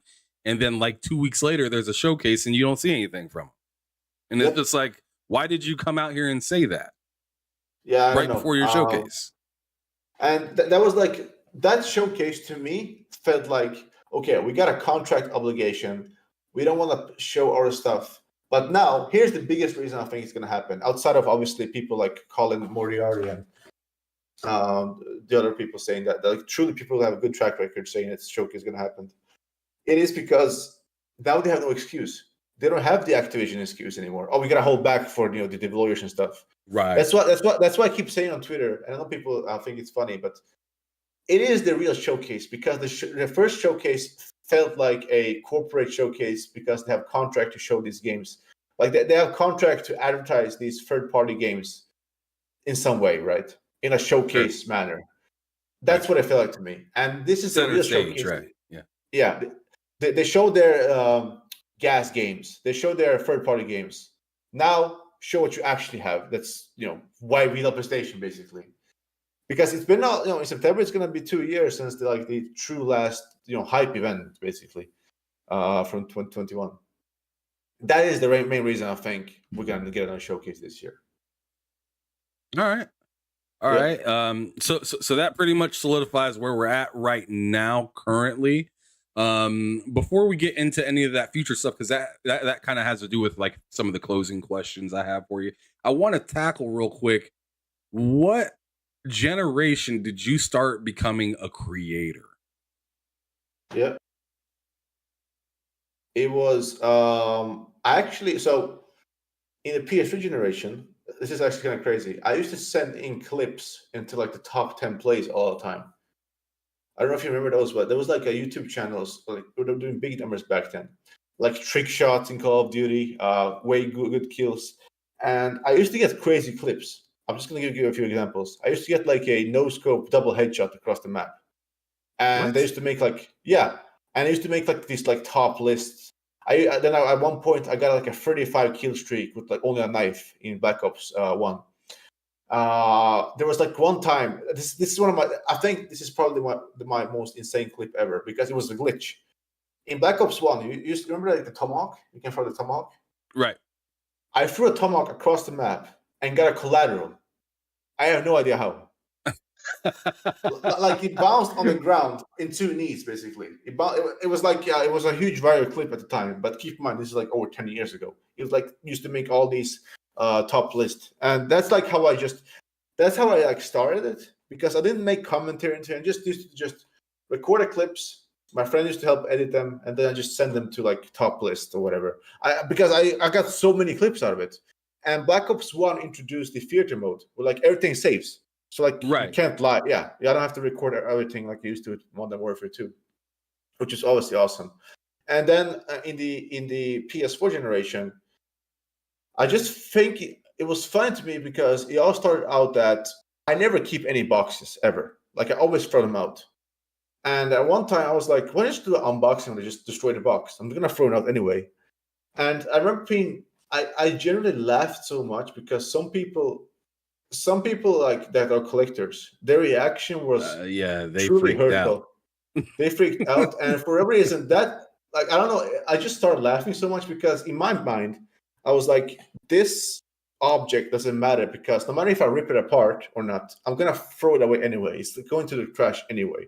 Like the PS5 box itself. Like, I'm not gonna keep it as long as the PS5 works. And over here, how warranty works, you don't really have to have the box anyway, in most cases, if anything breaks. They have their own boxes they can send and stuff like that. So even that you don't have to have in case something breaks, which is fine. And that's how I started with those things. And then sometime later, I tried to make reviews. I was on podcast. I mean, a lot of podcasts. I used to make with my 3 friends like 100-episode podcast every week for like 2 years straight. Called the Games Cage podcast. And the reviews and stuff I just started out doing because I beat so many games per year. I have so many platinums. I have 200 and something 50 platinums, right? So like, why not just a freaking maniac? Yeah, I know. So it's like, why not just make a review of every game I get a platinum on? So like, after I am close to getting platinum on Final Fantasy 16, we're gonna make a review on that. And it's just like a side thing I do. But to make I wish I just could manage my time better to make a little bit more content, because it takes a lot of time, obviously. And with work and side hustles and stuff, I only have so much free time during the week to make it. So I have to like limit my time to what I do. But reviews, unboxings, and podcasts, those are like things that I have time with. It doesn't take like a huge amount of energy to edit them, right? Whereas like, let's say I make I was like MBG, right? Where like I made the video every day, or I have to edit for 2 hours. I work out 5 times a week and stuff. So it's like, and I do like, I train people on the side and stuff. I don't know how would I fit that in without like losing every sleep I have almost. So news and stuff, it's fun, but I can just tweet, it's easier just to tweet about news and stuff rather than just make a whole YouTube video and do the whole talking and edit and stuff. So yeah, that's how I started. So it was just like a funny idea to make an unboxing video, because I remember like I've never seen so many people mad, and I was surprised how mad it was because Kojima retweeted a tweet. It was me unboxing the Death Stranding Collector's Edition, and because of course he retweeted it, he probably thought it was funny, like a crazy guy biting the whole box. That was actually insane because I had to delete that video because so many people were reporting it. Yeah, I had to delete because so many people were reporting it. But they were reporting it. They were reporting on not on like harassment or anything like that. They were reporting on copyright because I used the Death Stranding song, and it was an original song. It was like one of those third party. And at that time in 2019, 2020, Twitter was super sensitive to like those type of musics. And I just wish, I hope they calm down a bit now, but I hope they will do something like TikTok. I don't use TikTok, but one thing they do good is they help these songs get out there. Like, I don't think you should be punished for using a third-party song. I mean, it helps just the song get exposure, right? As long as you create the artist, which I always did. I just think that Twitter needs a system where, like, let's say you use a song in an unboxing, right? You can just put the song in the like a description. Here's the song. Go to Spotify to click it. They will get a huge amount of support for them, big or small. It doesn't matter. So, but I remember that was like the most craziest one. But that was mostly because Kojima retweeted at launch, obviously. So it was a huge topic of discussion and stuff. And I just enjoy it. Like now, I'm not doing as much because of the prices are insane, and they don't do as many collectibles as they used to back in even a few years ago. And also, the prices are insane right now. Like, I'm gonna give you an example. Back then, like a collector's edition for me was like 150 euros. But now it's like a Spider-Man one. It's 300. Like, almost everything has doubled in the collector's edition. So it's like, when I buy collector's edition, it's a game that I really, really want. And because of the like insane inflation prices, I don't do them as often because of that. Because some of them are insane. So did you get the Jotnar? Did you get the Jotnar edition? Yeah, I did. That's I destroyed that. The hammer is over there somewhere. Yeah. He's like, I threw the hammer over there somewhere. The box is 8. I already shit it out. It's gone. Yeah, I have a video of that one too. So there is a video of that one. That's fantastic. Okay, so you started doing this wild stuff way back in the PS3 generation.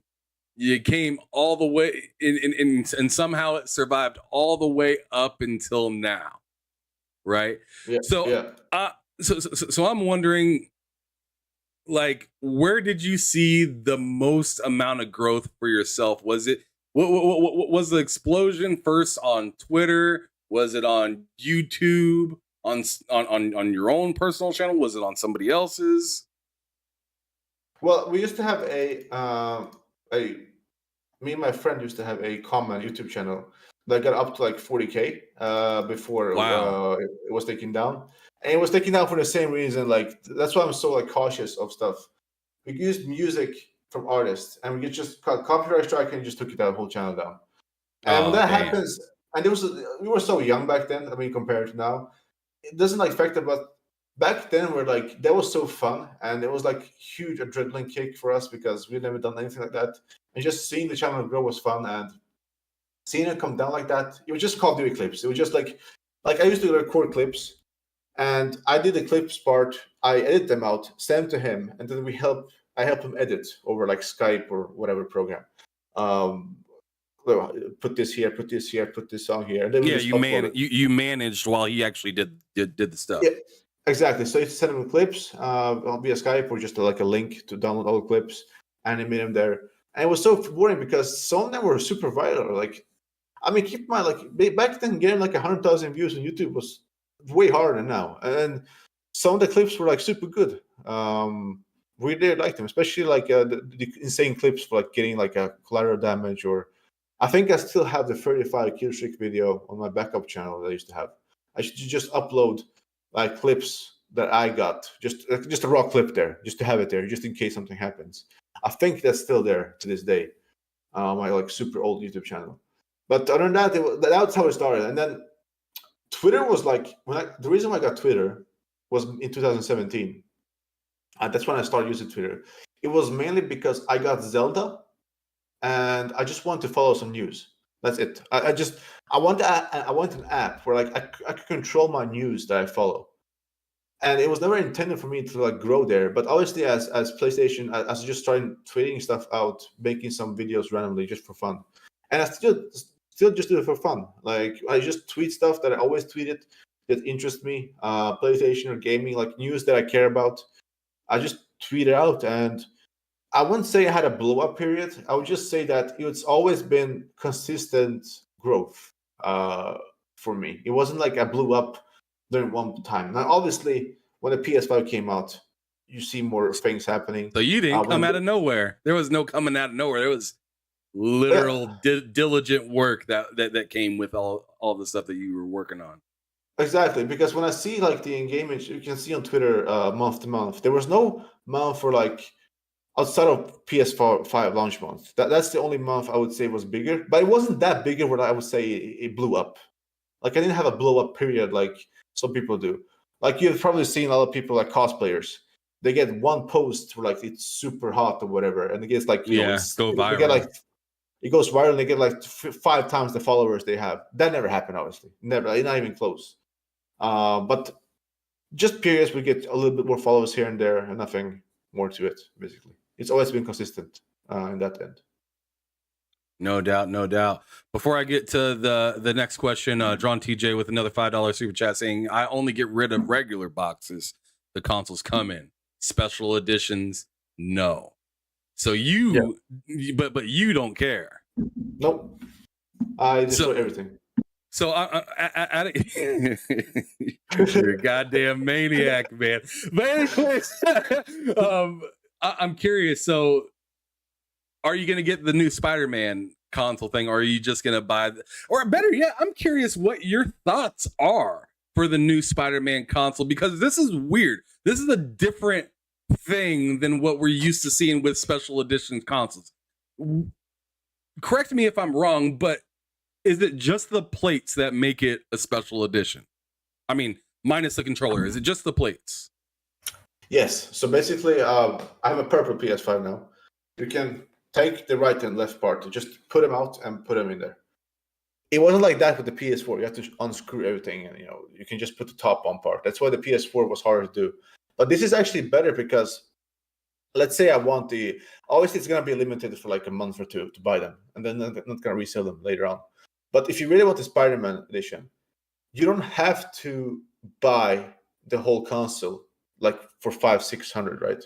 You can just buy the plates, replace them, and then boom, you have it. If you only want the controller, boom, just buy the controller separately. Now with the bundle, you get the digital game, you get the console with the plates there already, and you get the controller. So you have nothing. If you have no PS5, that's obviously perfect for you if you like Spider-Man. But I actually like this because if you're a super fan of something, you just don't have to rebuy it. And I think both the slim, it's only gonna be a digital version. It's not gonna be super slim. But the slim and pro version of the PS5, I think both of them can use the same plates. And you can just replace the plates there too, without issues. That's my prediction for the slim and the pro, and I like it. I think it's awesome because it gives you options. You can change week to week, month to month. If you have 5 colors, 5 designs, you can change them wherever you want. It keeps things, fresh, in my opinion. So I have a little bit different of opinion. I feel like the fact that you could buy the plates separate kind of takes away the mystique of like a special edition console. Like, Yeah. Like I know the PS5 had their or the PS4 had their. I mean, they had their Spider-Man edition, right? They had some pretty wild consoles. The PS3 had some pretty wild consoles. I know the Xbox went as far as even like you hit the on button, it makes a different sound. Yeah. But do you think, or in your opinion, do you think that just having plates is special enough? No, but I don't think it matters either way for people, because I think people just want the design, and the plates also gonna be limited. So it's like 1 year from now, you're not gonna buy the plates anyway. So it's still limited in some way, but it's not limited. Like for example, my Death Stranding PS4 Pro, I had a normal PS4, black PS4 Pro, and I sold that before Death Stranding came out the week before, and then I just boom, I got that one, and it's super special now because you get a special controller with that Death Stranding PS4. I know exactly what you mean. That controller with Death Stranding PS4 is worth a lot of money today because it only came with that console. They never sold that controller outside of the console, so it gives it more value. So I 100% agree. If you really like a game, like I do Death Stranding, I got the Pro version console. I'm not gonna sell that. I was gonna keep that no matter what. I got the special controller, and it is more special to me. So it's like I think for majority of people, no, but I think for some people that truly love a game and they get that game for that purpose, and that game lives up to the hype, I think those specific instances is gonna be more of a disappointment. Because like let's say that controller that I have with Death Stranding PS4 Pro, you can buy it in any store even today. It's not gonna mean as much. The fact that I know it was never sold separately, and it's also very like high value today. Yeah, it makes it more special. Yeah, it makes it more special. Yeah. Yeah. So and from what I believe, you can buy the Spider-Man controller separate. Yes, we can. So I mean, it's gonna, like, as you said, it's gonna be limited time, so it's still gonna become special. Yeah. But like that feeling, as you were just talking about when you bought it and you knew that I could only get it this route. Yeah. That was kind of that, like, kind of like that little extra oomph of special. Exactly. So here's what I would do if I was Sony. Here's what I would have done. You have 2 designs. The plates are one design separately, but the console itself with the bundle, both controllers and the plates were actually different design. Now, obviously, there will be a huge uproar about this. People will be actually mad because, So I get we're not doing that. But in my opinion, that's how you would like make someone like a huge Spider-Man fan happy that's going to get the console. Because he shows his ultimate support by buying another console. Maybe they sell their old PS5, whatever. But by buying this console, you get this one thing that's only purchasable by only getting this console. But the same, if they did that, people would be so mad. It would be like a war, like how people would be upset. Oh, why are they getting this special edition? Well, no one's going to buy these plates, so I understand what doing it. And the plates are $65. Their profit margin on that is going to be huge, Like, it's just plastic with the design. Like, how expensive can that be to make? Yeah. Probably $5 Yeah, right. at most, you know? Yeah. So it's like Oh their shit. profit is huge on those plays, probably. So I understand why they're doing it. It's easy money for them. I get that. All right. That's interesting because as I said, it's gonna, like, once it stops selling, that's when the value kind of kicks in for some of those things. And what they're doing is probably smart because, as much as I complain about, oh man, I wish it was made this way or not that, I'm not a casual fan. No. The casual fans are who run this industry. Yep. The people that just buy stuff without, doing all this crazy research, following all these companies, and they just buy it and go home, and they open it up and they're like, oh, this is cool. Slap it on their PS5. They're done. They don't think about it anymore. So that's who they're kind of tailoring this more for, it seems like, this time around. But PYO, let's go on ahead and hit these exiting questions. But one thing I like to do every time before I hit these exiting questions is I like that my guest kind of gives a little shout out to those people in the past that helped them get to where they're at today in their content creation history or gaming history. So I want you to take a quick moment and just shout out some people that really helped you get to where you are today. Well, I can shout out my friend, even before he was in the chat, Medic Geek. He always shows up. Like, if there's someone who always shows up in my streams or comments, or he always watches my videos, and I always tell him to that, but they always appreciate it. He's always commenting, he's always stuff like that, and he noticed that stuff. So he was in the chat before. I'm not sure if he's here right now, but he always comments whenever I'm guests on my channel, on my I don't do live streams often, but when I do them, he's always there. So he helps me a lot. In terms of on Twitter, it's a bit hard on Twitter because the guy that helped me the most just stopped doing everything. He just stopped doing everything, right? So he's not any longer there. But I would say someone that has pushed me to make great content on Twitter is probably my friend. His name is Connor, or Coco. I call him Coco. He has always helped me, just ask me questions, post this, do that, do this, unboxing and stuff. And my friend Noah, he's always had my back too. So I would say those people are definitely up there. Phenomenal. Thanks for taking the time to do that. I always just like to kind of pay homage to those that helped people, other people get to where they are. Because without those people, maybe you wouldn't be on this show today. You know what I mean? Or whatever. But now that we're on to our last list of questions, we're almost at that 2-hour mark. And that's where I like to ideally keep the show around. I've been trying to do a little restructuring in the background to make sure that I respect people's time a little bit better. As of lately, it's been getting a little out of hand. so I was just trying to tighten it up for Brother PYO over here, because it is late in his in his side of the land and whatnot. I don't know what he got to do in the morning, but I don't want to be the reason that it's hard. So with that being said, I'm kind of curious as to what video game genre that you refuse or don't really like to play. What's that genre, PYO? Okay, so I'm not sure if this is a genre that you can say it's a normal genre. When I think about genres, I think about first person or horror and stuff. But something that I actually refuse to play these days, that's super hard for me to even try or even care about, is anything you say to me it's free to play. I'm out, because most likely, I know it's gonna be like this. I play the game, I enjoy it, and then to get better, I have to pay, or I have to pay for a skin, or just save time by paying $30 here, but it's free to play. And I'm just gonna be irritated and stop playing anyway. So I almost 100% sure every single game that's free to play, I just don't want to touch it.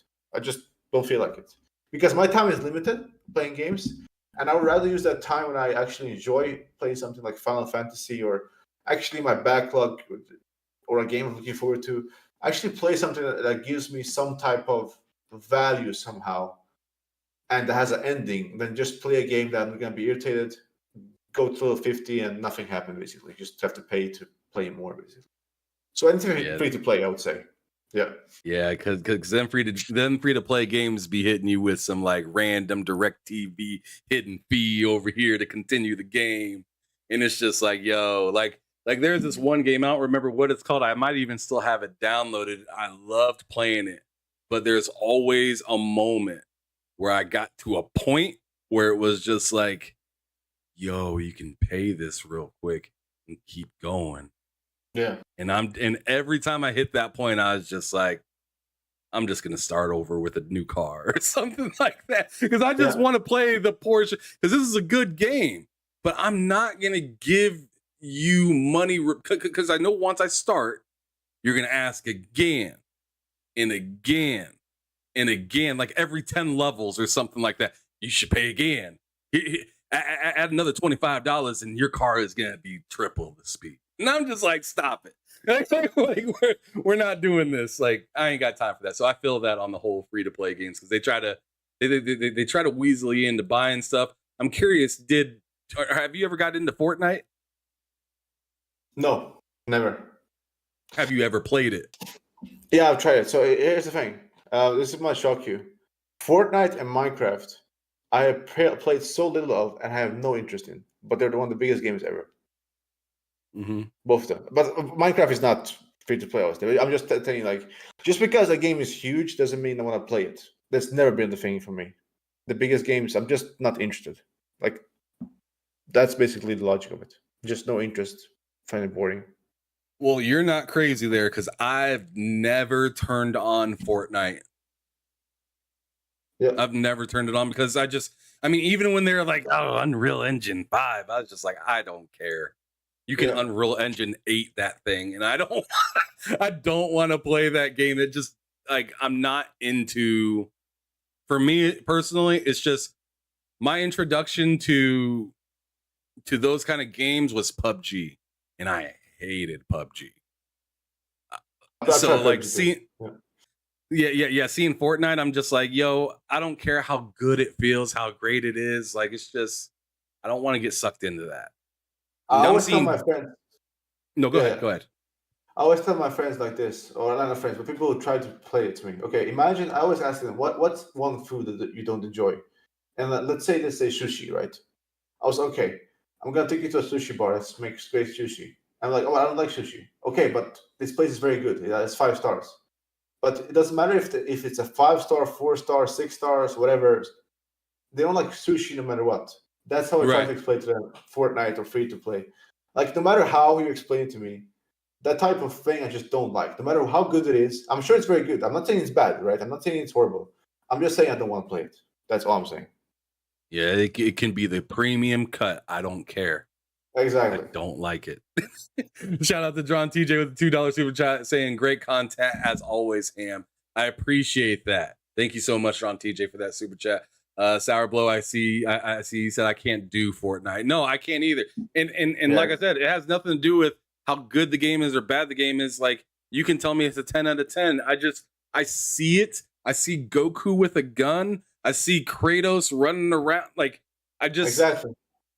It just like none of it fits to me. And I know you can hit me with the argument, yo, Super Smash Brothers, and that stuff does that. But see, that's it's a style of game that I just can't rock with. It has nothing to do with who's in it, the characters, the developers, nothing to do with that, because Epic is fantastic. Unreal Engine, fantastic for the most part when the engine's working properly. Yeah. But it's just like, yo, you tell me Battle Royale and the circle is shrinking, I'm out. Yep. Like, I just don't want to do it. It just doesn't sound fun to me. But all right, continuing on to the next question that I have here. The next one is, what is the best 3 games that you've played in the last year? And I like to tailor this question to, it doesn't matter if it's new. So the best 3 games that you played within the last year, whether it's a classic game that you're like, yo, I missed this, or if it's something new, that's cool. But I didn't want to limit you on something new, because sometimes something comes out of nowhere that you ain't even touched for generations, and it's just like, yo, I missed this masterpiece. Well, I'm just gonna get a first choice easy off the way. It's God of War Ragnarok. It's not been a year. It's been I mean, it's gonna be a year and a few months. So that's Yeah, it's been like number one. 9 months. It's been like 9 or 10 months. Yeah. November last year. Now it's July. So yeah, we got still ways to go. Now, just a question: does replay of games count? Or that's if the first game I play a new old game? Like if I replay old game, does that count? It kinda counts does, if right? it gave you a new opinion, Oh, okay. If you like can like hear like me. like a new appreciation for it. Yeah. Man, the last year. So I just have to think about because last summer during that period, like in July, August, I did play some backlog games. I'm just trying to think if there's anything specifically that I played. Because the easy choice for me would be say, okay, God of War, and then Zelda Tears of the Kingdom, and then what I'm playing now, Final Fantasy 16. That's like the easy choice. But outside of those three, I would definitely say that in the past year, especially like around August last year, I decided to replay all God of War games, Oh like every snap! single and the ones that I don't have the platinum on. So I got the platinum on, which means I have the every single version, not only the game, but the PS Vita, PS3, PS4, every single God of War version that was ever released. I got the platinum on that I didn't have before, and replayed the whole series. I would just shout out the whole series where even though I played this whole series again for the first time from the first game, God of War 2018 and Ragnarok last year. So I played literally every single God of War in 2022. That gave me an insane amount of respect and love for the franchise that I had before, but it was like I did get a new appreciation because it truly showed me that those are timeless. Like I play a game from 2005 in 2022, and I still enjoy it as much as I did, 17 years ago. That Uh, showed that's hard to do. That is super hard to do, and that I did in the past year. I played every single God of War game, so that's like a not just one game. That's a whole series, I would say. I just the fact that they're still up there for me even today, like so many years later, shows that what how much I enjoy them still. mm. Yeah, I mean that's a sign of a great game. I still can throw in Shenmue that was on Dreamcast, the Yeah, original one, and still like run around. And yeah, I get a little frustrated. I get tired of the load screens and stuff like that because we don't deal with those near as much anymore. But I mean, going from town to town to town in that game, it's just like load screen, load screen, load screen. But like as soon as you get to an area and you're talking to people, you're seeing people walk around on the streets, people opening up shop, closing shop. Oh crap, it's 11 or whatnot at night. Got to get home. Like it's just like, yo, like the appreciation of that game. It's just like, yo, like it's insane. Even 20 years later. yeah. And also, one game that I would say that I actually really played on PC. I played The Witcher 3 when it launched on PS4, and then the next gen upgrade came. It also came to PC, and I never played the second DLC ever, Blood and Wine. So I replayed the whole game, got 100% in it, got played the first DLC, Hearts of Stone, and I still very good. And I didn't get I still think it's an amazing game, but that playing the second DLC for the first time really made me appreciate the whole game way more. Because that second DLC, first of all, it's huge, like 40 hours, and it just elevated Witcher 3 to a new level for me that I didn't have before. Like I think it was an amazing game, but I would say after the second DLC, it was so good for me that I would put there as one of the best RPGs. Now, the best RPG ever for me is still Mass Effect 2. That's like unbeatable for me, but it's up there for me now. It wasn't before, but now it is after the second DLC because that was a new experience that gave me a new appreciation for the whole game, basically. Okay. That's a great way to close that out. But I'm now interested in hearing what your most excited game for this year is. So for the rest of this year, what's the one game that you would grab of, Yeah, because it's insane. And so I don't want you to go backwards at all. I want you nope. just to think from now till December 31st. Yeah. I mean, I think anyone watching this or from Twitter can, if they have to bet any money, they can probably easily say it is undoubtedly Spider-Man 2, especially after that trailer. Now, I'm a huge Venom fan. Venom is like, I love Venom. Like, Venom is, to me, he's cooler than Spider-Man. Like, I think Venom is one of the coolest, like, just, like, his movesets, how he design is, like, he's big, obviously, I can relate to that. And the way he just uses this swing is way cooler. Like, even, like, Web of Shadows, Spider-Man game, I just loved playing as, like, anything to do with Venom. I just loved Venom. So like that trailer for me, my hype went from like, okay, I'm excited for the game Spider-Man 2 to like, oh man, this is like almost God of War level hype for me. It went up so much. And it also showed that Insomnia Games, they're hiding a lot. And it makes sense because to sell Spider-Man 2 to anyone, you don't have to show it like Final Fantasy 16. You don't have to be so open about it like Final Fantasy 16. They don't have to do, a state of play showing 20 minutes of gameplay later on this year. Like I think most people are sold on Spider-Man 2. Yeah. So yeah, I was actually sold on it before the PlayStation Showcase even happened. So yeah. It was a little bit like I'm not trying to sit here and beat up on the PlayStation Showcase, but I was just like, when they showed that, I was like, I already knew I was buying that.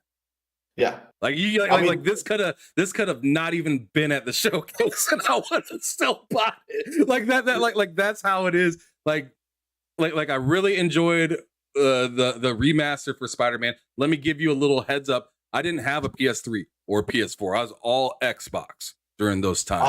So I got so I got a PS5. I played remaster of Spider-Man, and I was like, yo, this is real nice. And then I got into Miles Morales, got that electricity. I was like, shit, I had to platinum that joint. I was like, this is nice, right? This joint is real nice. So I am absolutely stoked for Spider-Man. And I thought it was crazy when I seen the most recent trailer. And I was like, man, they got Peter out there looking like old bro from Uncharted holding that. Oh, like remember Uncharted 4 when he was in the suit and everything? Like at the beginning of the game, they snuck into that place. Yeah. And he's in the suit pretending to be like a person waiting on people and stuff like that. I was like, man, they got Peter Parker. Yeah, they got Peter Parker over here looking like Nathan Drake, man. This is gonna be hot. This is gonna be hot. They know what they're doing.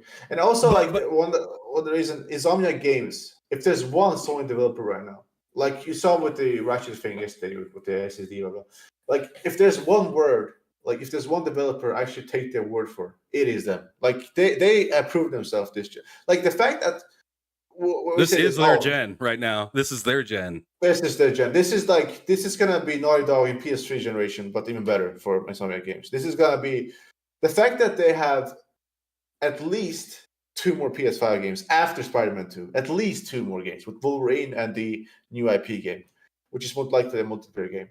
But we can probably see those 2 games in a new Ratchet game. Like at this point, I have no idea. We just don't know. But we're guaranteed at least 2 more PS5 games from them this generation after Spider-Man 2. That is insane. What's even more insane is the clarity that they gave us, right? So as you were saying earlier, you don't know when the next Naughty Dog game is. And so far, they've only given you PS4 or technically 3 games from for the PS5.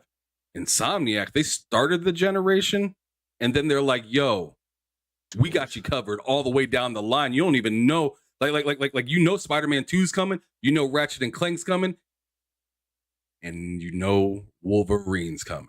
So it's just like they gave us full notice upon this generation that, hey, we are outside and we are grilling.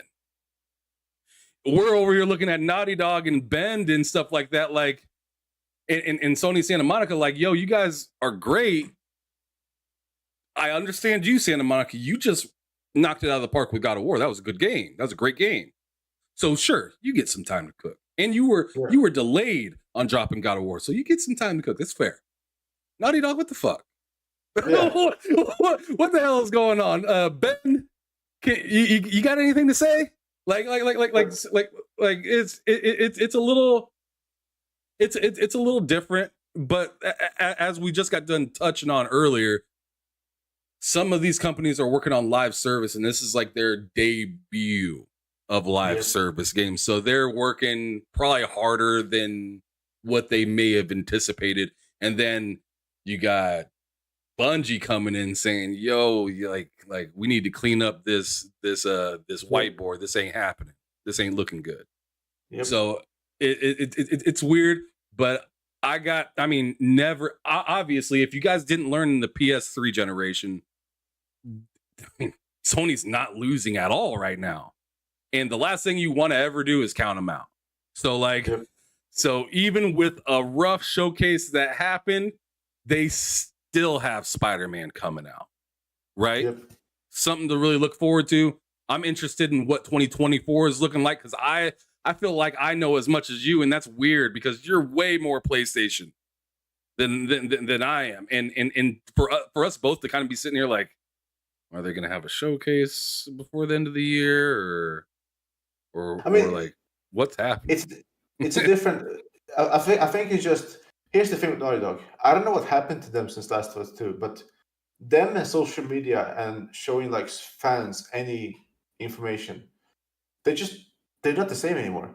Because like you said, when we know what's coming, even though like we know it's long in the future, it just feels good that okay, we're getting Wolverine. It feels good. You know, they don't have to announce every game 5 years beforehand. I agree. Some games announcing like a year before, it makes sense. But the fact that the only thing we have from Naughty Dog that's new this generation is like, oh, we are working on Last of Us multiplayer still, and it's delayed until further notice. That's the only thing we know. It sucks. It's because, okay, what else do we have? We can't say. Some single player game. But what? No idea. When's coming out? No idea. How far into development? No idea. Nothing. Like at least with Wolverine, back a few years ago, okay, we announcing this in pre-production, so we know it's coming out 2024, 2025, probably. Like that's what people are guessing. That's fine, completely fine. At least we know it's coming. They're announcing it because it's a huge game. They don't want to leak it. They just announce it right now. Boom, done. Honesty, transparency. God of War, like you said, came out. Probably gonna get a Atreus game. It's smaller, and then a new IP.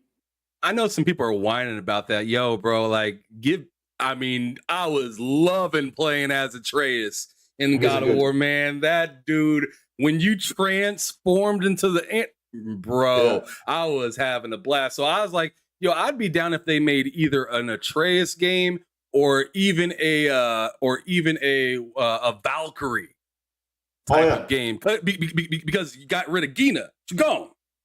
She's gone. So I'm wondering, like, who's gonna relieve this position?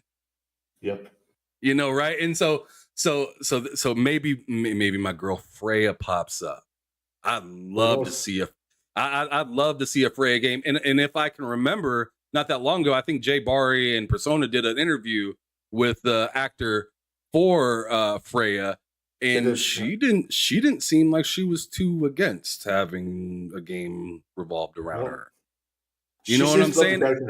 Yep.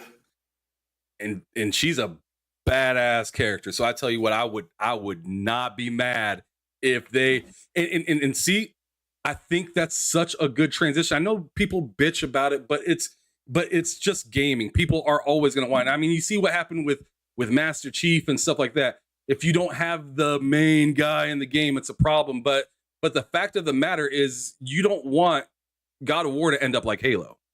Right? Exactly. Where it's just like you use the hell out of Master Chief to the point where it's just like it's not super exciting. I want to see, another ODST or something that gives Chief a break, but the IP still rolled. Yep. And then bring back Chief or something like that a game or two later. So it's just like, wham! And you're like, whoa, what the hell? We got our boy back. You know what I'm saying? Like, So I'm 100% down with an Atreus or a Freya game. I think that would be great, and it'd give the writers and Kratos, Christopher Judge, whatever, give them time. Just give them some time to breathe. Bring like really wrangle in the story that Atreus wants to go down, or Freya or something like that, because they branched. So it's time to see what they're made of without Kratos. I'm I agree. interested in that story. But I agree. but we got two more, or actually three more questions left. The first one I want to hit you with is a fun one. I love this. I'm sorry, four questions. This next question is going to be a quick one. I think you'll like it. But what's your favorite studio, and what game best represents that studio? Is it any studio? Any studio, doesn't matter. You can say Midway. Midway presents. So I'll give you answer in the form of like. So what I like, you can probably tell. I like when a developer is consistent, and I feel like the top two right now, like in all gaming, because Nintendo is hard because Nintendo has like several studios inside of their publisher, right? Right. So I would say Capcom and Insomniac Games, and the reason is because they deliver so many games, and they're both quality and quantity. I just love that. Like, if you look at it the past like 3 years, how many games have Capcom delivered?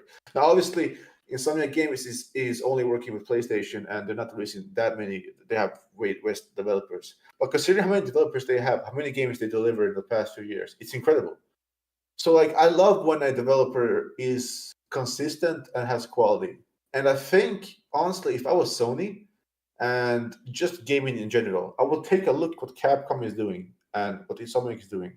Take what works and just keep doing it, right? For a while. Even though, like, obviously, Capcom just released that dinosaur game. That's like a risk they take, but they happen sometimes. What's going to do? Like, It's risky, but it's also. I'm sorry. I like that game.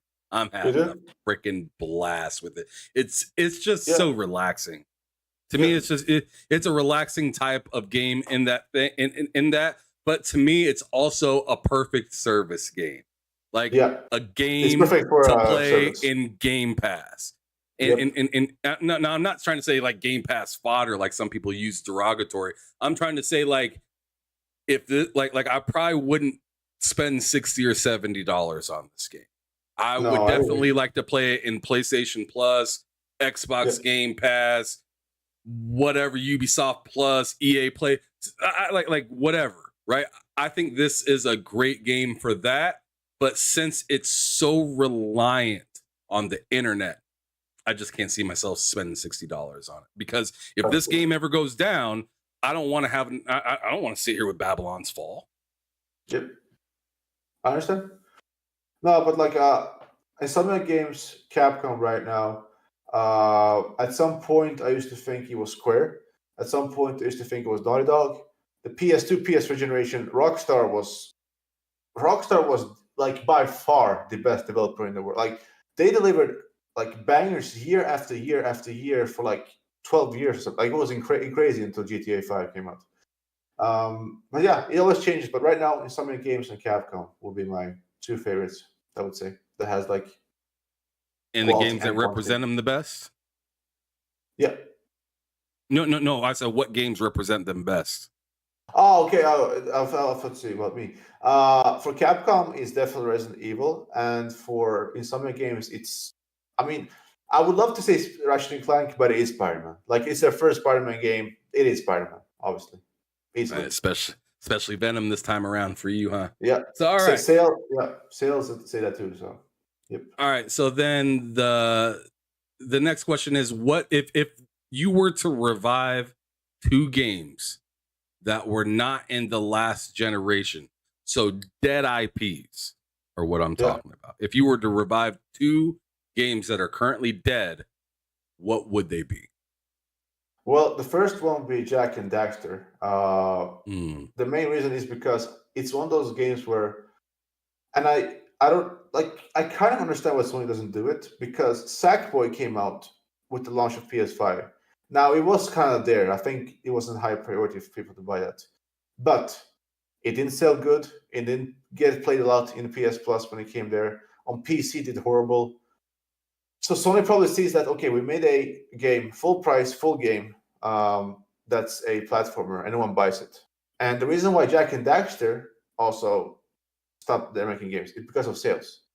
So like I kind of understand it, but I wish it would still come back and people somehow like support it this time around. And the other thing would be Halo games. because like to me, like Halo from free for free, that not for free, from Bungie. I mean, From Bungie, yeah. yeah. And the reason why is because Halo 1, especially 2 for me is like, a lot of people say free, and free is a masterpiece, but 2 for me is like that moment of like, you know in 2 when like he dives from the space, right? Mm-hmm. And in 3 when you drive the vehicle in the end and the music hits. Mm.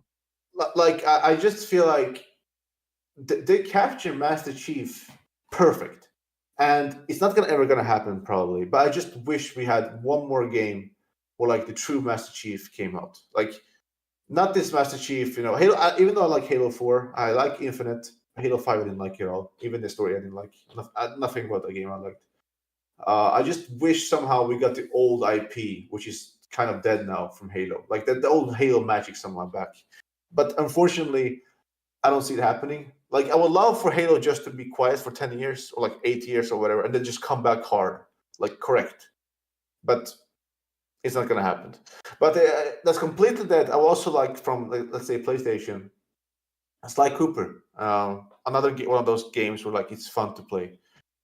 I feel like that actually need platforming. I feel like they actually need a big platformer, and I hope Astrobot becomes that. I was just gonna ready to say that they should lean into Astrobot like crazy. Like it has PlayStation written all over it. Like It that, has, dude. It came out with the PS5 console, and it was a pure example of how it all worked and the history behind the PlayStation. You ended up collecting all the PlayStation pieces and stuff like that throughout the yeah, years. Like, yeah. bro, that game was phenomenal. My bro Twan tells me to this day that Astrobot is still his favorite game on VR. That VR. Okay, so here's the thing. I am not a big VR guy, right? But I did get the first. My friend, he's a big VR guy, so I played a lot of VR games in his place. I have the first PSVR. I have no interest in PSVR 2. The reason why I bought the first PSVR was of 2 games. Beat Saber, I want to try that. But my perception of VR games changed with Astrobot, the VR game, because that was like, this might sound like crazy to you to say, but to me, Astrobot VR was to VR what Mario 64 was to 3D games. It changed my perception of VR games, wow. what it can do. Yeah, that much. And this was before Half-Life Alyx, which I played like 2 hours of. Which is crazy. I believe you, because my bro that said he played that game said when he beat it, he cried. And I was just how the hell you crying? He's just like, dude, it was just that good. So you telling me this right now, I'm just like, I believe you. I mean, it came out in 2018. If it wasn't for God of War that year, I would put Astrobot over Red Dead 2 as my game of the year. Oh shit! Keep in mind, I got the platinum Red Dead 2. I absolutely love that game. So I got over 300 hours. We started this show talking about Red Dead 2 earlier, so we talked about how great it is. So for you to put that ahead of it just sounds fucking insane. And the sad part about Astrobot VR, number one, it's stuck on the first VR game. That is literally only there. That's hard. Like they had to port that to PSVR 2 at least, and PC, just port everywhere so more people can play it. And the second part is like I can't explain it to you without you playing it. It is truly something you have to play. Like Death Stranding is the only like game that I have to say, okay, you either play it, get it, or you don't get it. That's the VR 2 with this game. Like I can't explain, like I can't sell you on it without you actually try playing it. I can sell you Red Dead 2, I can sell you on Halo, I can sell you on God of War, but Astrobot VR, you have to play it to see how amazing it is. Unfortunately, that's the way it is. But what can you do about it? It is that good. Shout out to Nelson Gaming in chat. He said Astro is for me what my kids like Mario is for them. So he literally just repeated what you just got done saying, which is insane. Yeah, that's I mean, I'm telling you right now, Sony has. I hope, like I truly hope, Sony, if they don't have a 6070, like a full-fledged game with Astro that's almost done right now, I don't know what they're doing. First of all, everyone who has a PS5 most of them has played Astro, right? At least try it. Right. It's there. It's the first thing that you see. Yeah. I don't know one person who said, oh, it's mid, oh, it's bad. No one said everyone has fun. It's pure fun and it's free. If they don't have a game by 2025, that's Astro. I don't know what they're doing. They're like they have to change the leadership. Why would you not make that? It's the easiest thing ever. Like I have no idea how that. Pyle looking at leadership like, yo, what are y'all doing? I mean, think about it. You have Put the this on VR the game shelf. that actually sold good. It sold over 1 million copies, which PSVR has 5 million units sold, right? So the fact that that game sold over 1 million fifth copies, of it. it's That's good. insane. That's over 20% of the install base. That's number one. Number two, this game has over like 40 million players because PS5 was announced, 40 million sold. So like it's an easy sell, in my opinion. Make a PSVR 2 game so you can actually make games that sell the goddamn glasses, right? And make a normal game for people to enjoy, for the PS5 exclusive. It's easy. Like if they don't have those two games in development, I have no idea what they're doing or why they're doing it. It would be crazy to me Great to point. just think, yeah. Fantastic. Okay, so now we're at the last the last main question, which is a two-parter.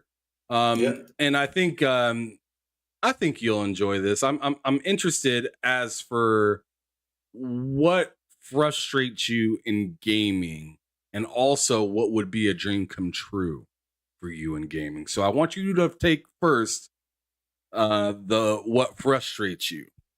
So, and it can be in any part of gaming, whether it's development, community, the way things are kind of chugging along with, IPs kind of being all over the place, third party, whatever your discrepancy is. What is it for you? What frustrates you in gaming? Yeah. So what frustrates me in gaming, like that actually truly frustrates me where I don't get is when I see decisions by like big corporations that makes absolutely no sense, and that I feel like from an objective standpoint, anyone with any kind of sense would like know it's not the correct decision. Like I see so many decisions in gaming where like why are they doing that? Like, for example, games get only more expensive, right? Like it's going to hit a point where like if a PS4 game like Last of Us 2 was $220 million, that's a lot of money for a PS4 game. Like, why are developers not seeing what Switch is doing with like Zelda, which probably has like half that budget and sells like, oh my god, how many copies at full price too? Yeah, eats it alive. Eats your best IP alive, and it's insane, right? Yeah. Why is no one looking at Nintendo, which is not focusing on graphics? I feel like we have hit graphics maximum. Like I see a game like God of War Ragnarok or like Horizon Forbidden West, and like even Final Fantasy 16, like they look amazing. Do we really have to spend $100 million extra, whatever it is? I'm not sure how much it is on pure graphics, because as far as I'm concerned, those graphics and details is why the games take so much longer. And they always want to make more and more, right? Better graphics, more details. Or when you break the glass, it's gonna show some scratch on the elbow. That is what takes a lot of time. And I don't understand, like, if game development now takes 5, 6, 7 years instead of 3, 4, 5, it just like what? Are we gonna get to a point where like a single player game is gonna take 10 years to make? Like we're gonna beginning of the PS, like are developers now working on PS6 games? Like that's crazy to think about. And I just wish that all these exes would come in here and say, we have to look at what Nintendo is doing. Clearly, they don't have 1080p. They don't have 60 frames. Let's focus on making the game work and trying to revolutionize games in a gameplay perspective, not just graphics. Like, what is the next thing? 8K? Like, come on, man. Like, 8K. It's 30, on the box. It's gonna be just a boring, like. But is it selling? I have no idea. But I know Nintendo is selling, and they're not doing. They're better doing 1080p. So I just if there was no Nintendo, I would understand it. But the fact that Nintendo is doing this with games like Kirby, 6 million copies sold. A Kirby game, what? 20 million budget? Like imagine the profit of that game. I just think they imagine the profit on some of these mobile games. Oh yeah. Oof. That is, we're talking billions then, probably. Yep. So I just wish the industry would just make stuff, just in general, bad decisions. Just that's just an example, but like just bad decisions overall. That's very, very easily like why are you doing this? That usually always frustrates me. And what's the other Yeah, I part? got. Oh well, before I get to that, I just had a few interesting things that were said in the chat. Rachie Yeah, of said course. Sony. Uh, he said Sony spit on smaller games. I need Gravity Rush 3. Yeah. To How be do you feel fair, about that? Do you feel Sony is kind of in and I'm talking about first party. I'm not talking about like the deals that they do third party and stuff like that. Because I'm not trying to sit here and say, oh, Sony doesn't care about smaller games, because I don't believe that. But I do believe that they have kind of shown a little bit that big budget titles are what they care about a little bit more than advancing a ton of smaller games. Do you think that they're kind of foregoing smaller games at this point a little bit more? They recently shut down a studio that was making smaller games. absolutely. And this is like, I know people are gonna say, oh, blah blah blah about Jim Ryan, but I truly like keep in mind he has to approve these things. Like never forget that. Like Homer Holt is there, but Jim Ryan approves a studio shutting down. He approves these games. The fact that he approved that Sony is not going to focus on these smaller games, like I understand. Okay, Gravity Rush, you make that, you make a small profit, and it's a niche audience. But if you had like these smaller games come out to sell like 1, 2, 3 million, maybe max lifetime, they get a profit. You sell your games, but you always have that little small crowd of hardcore gamer who like they're always gonna love that part. And for the most part, I don't think it matters. I think PS5 is gonna do better than PS4. But from my own perspective, I'm gonna miss those Gravity Rush games. I'm gonna miss those Concrete Genie games. I'm gonna miss those smaller games that didn't sell, but they were like the heart of PlayStation in some ways. It was nice having, a game like God of War, right? God of War or Spider Man in the same year as, for example, let's say Gravity Rush or stuff like that. It was nice having those. So yeah, I wish Gravity Rush 3, for example, was being made. I wish smaller type of games that just was pure fun, not high budget, double A ish. I wish that was the case, but I think those days are completely over.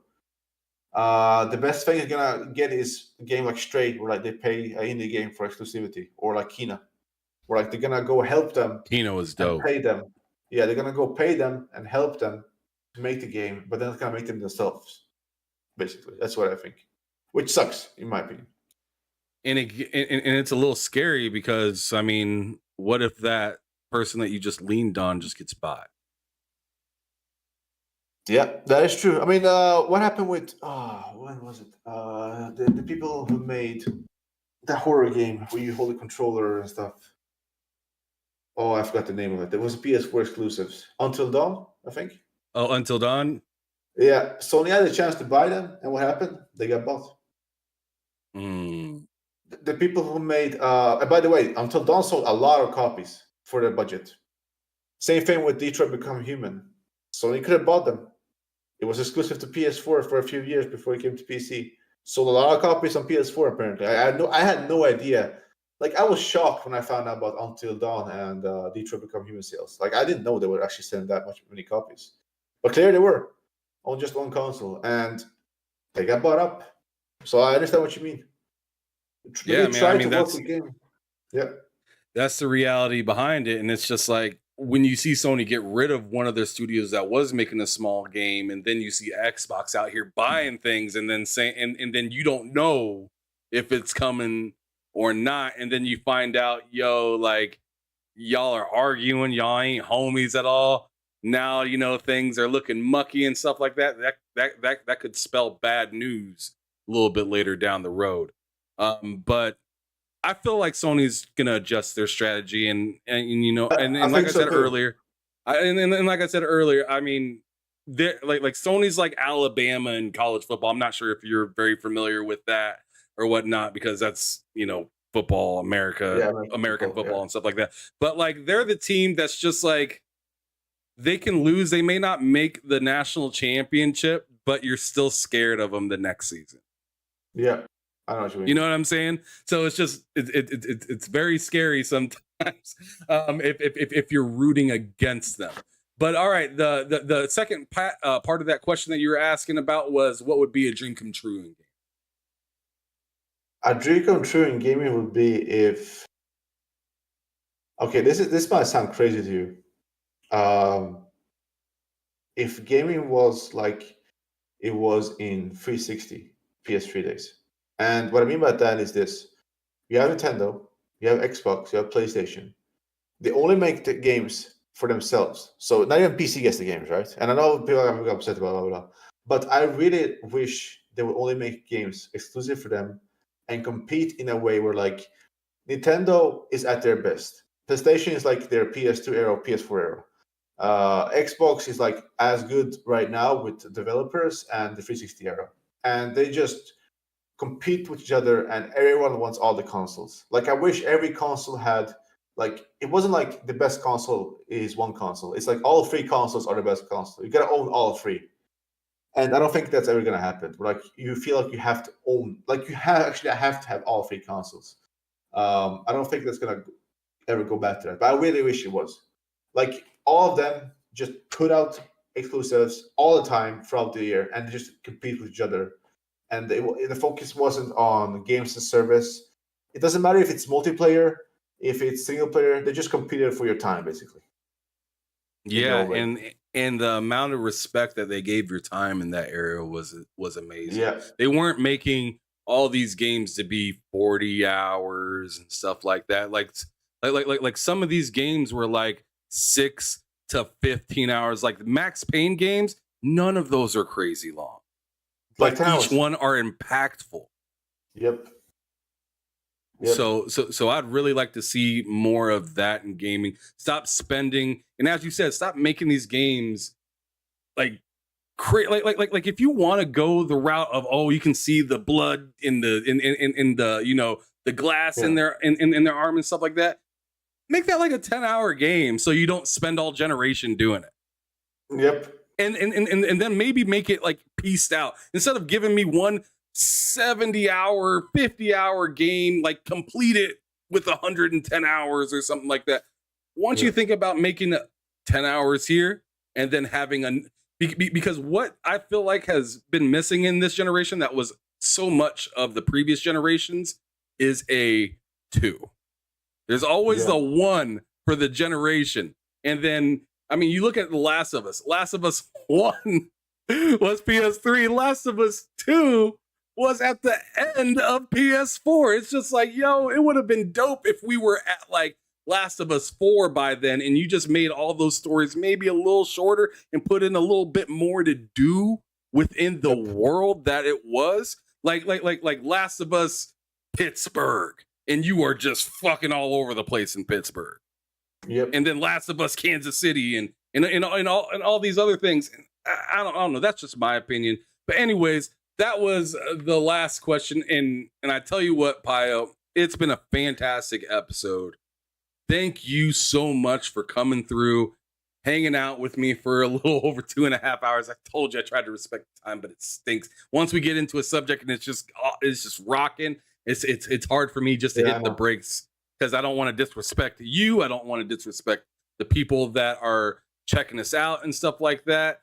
But I do want to respect your time. So with that being said, I really appreciate your time here, brother. Thank you so much. Thank you to everybody that stuck around in the chat, whether you're here the whole time, you just came through, or those of you that are viewers and not in the chat, thank you for hanging out and watching. And especially thanks to you guys that are absolute savages that come through and watch when we're not live. That's how you know you really got some fans, because you're not live and they're just hanging out watching.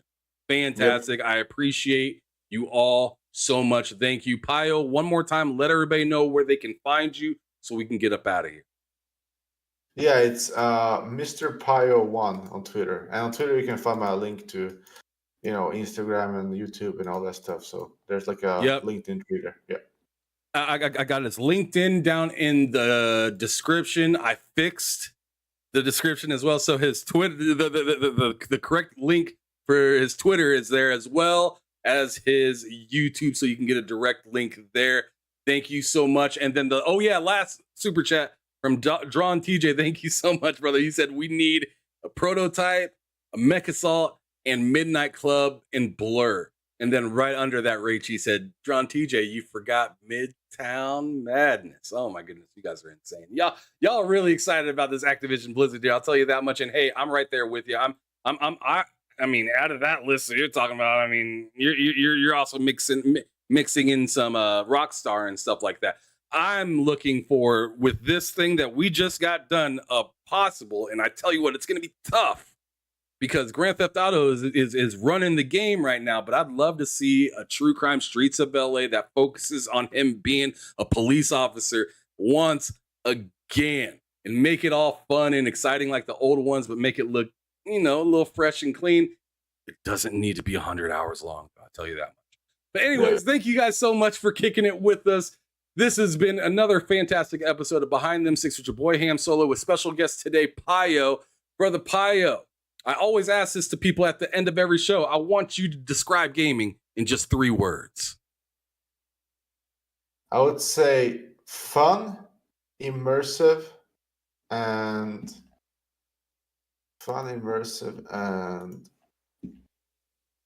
like I'm trying to look for a word like an experience. Experience, I would say. We get an experience. An immersive experience. Fantastic. Thanks everybody so much for hanging out. It's your boy Ham Solo signing out, letting you know to keep it gaming or keep it moving. Peace out, y'all.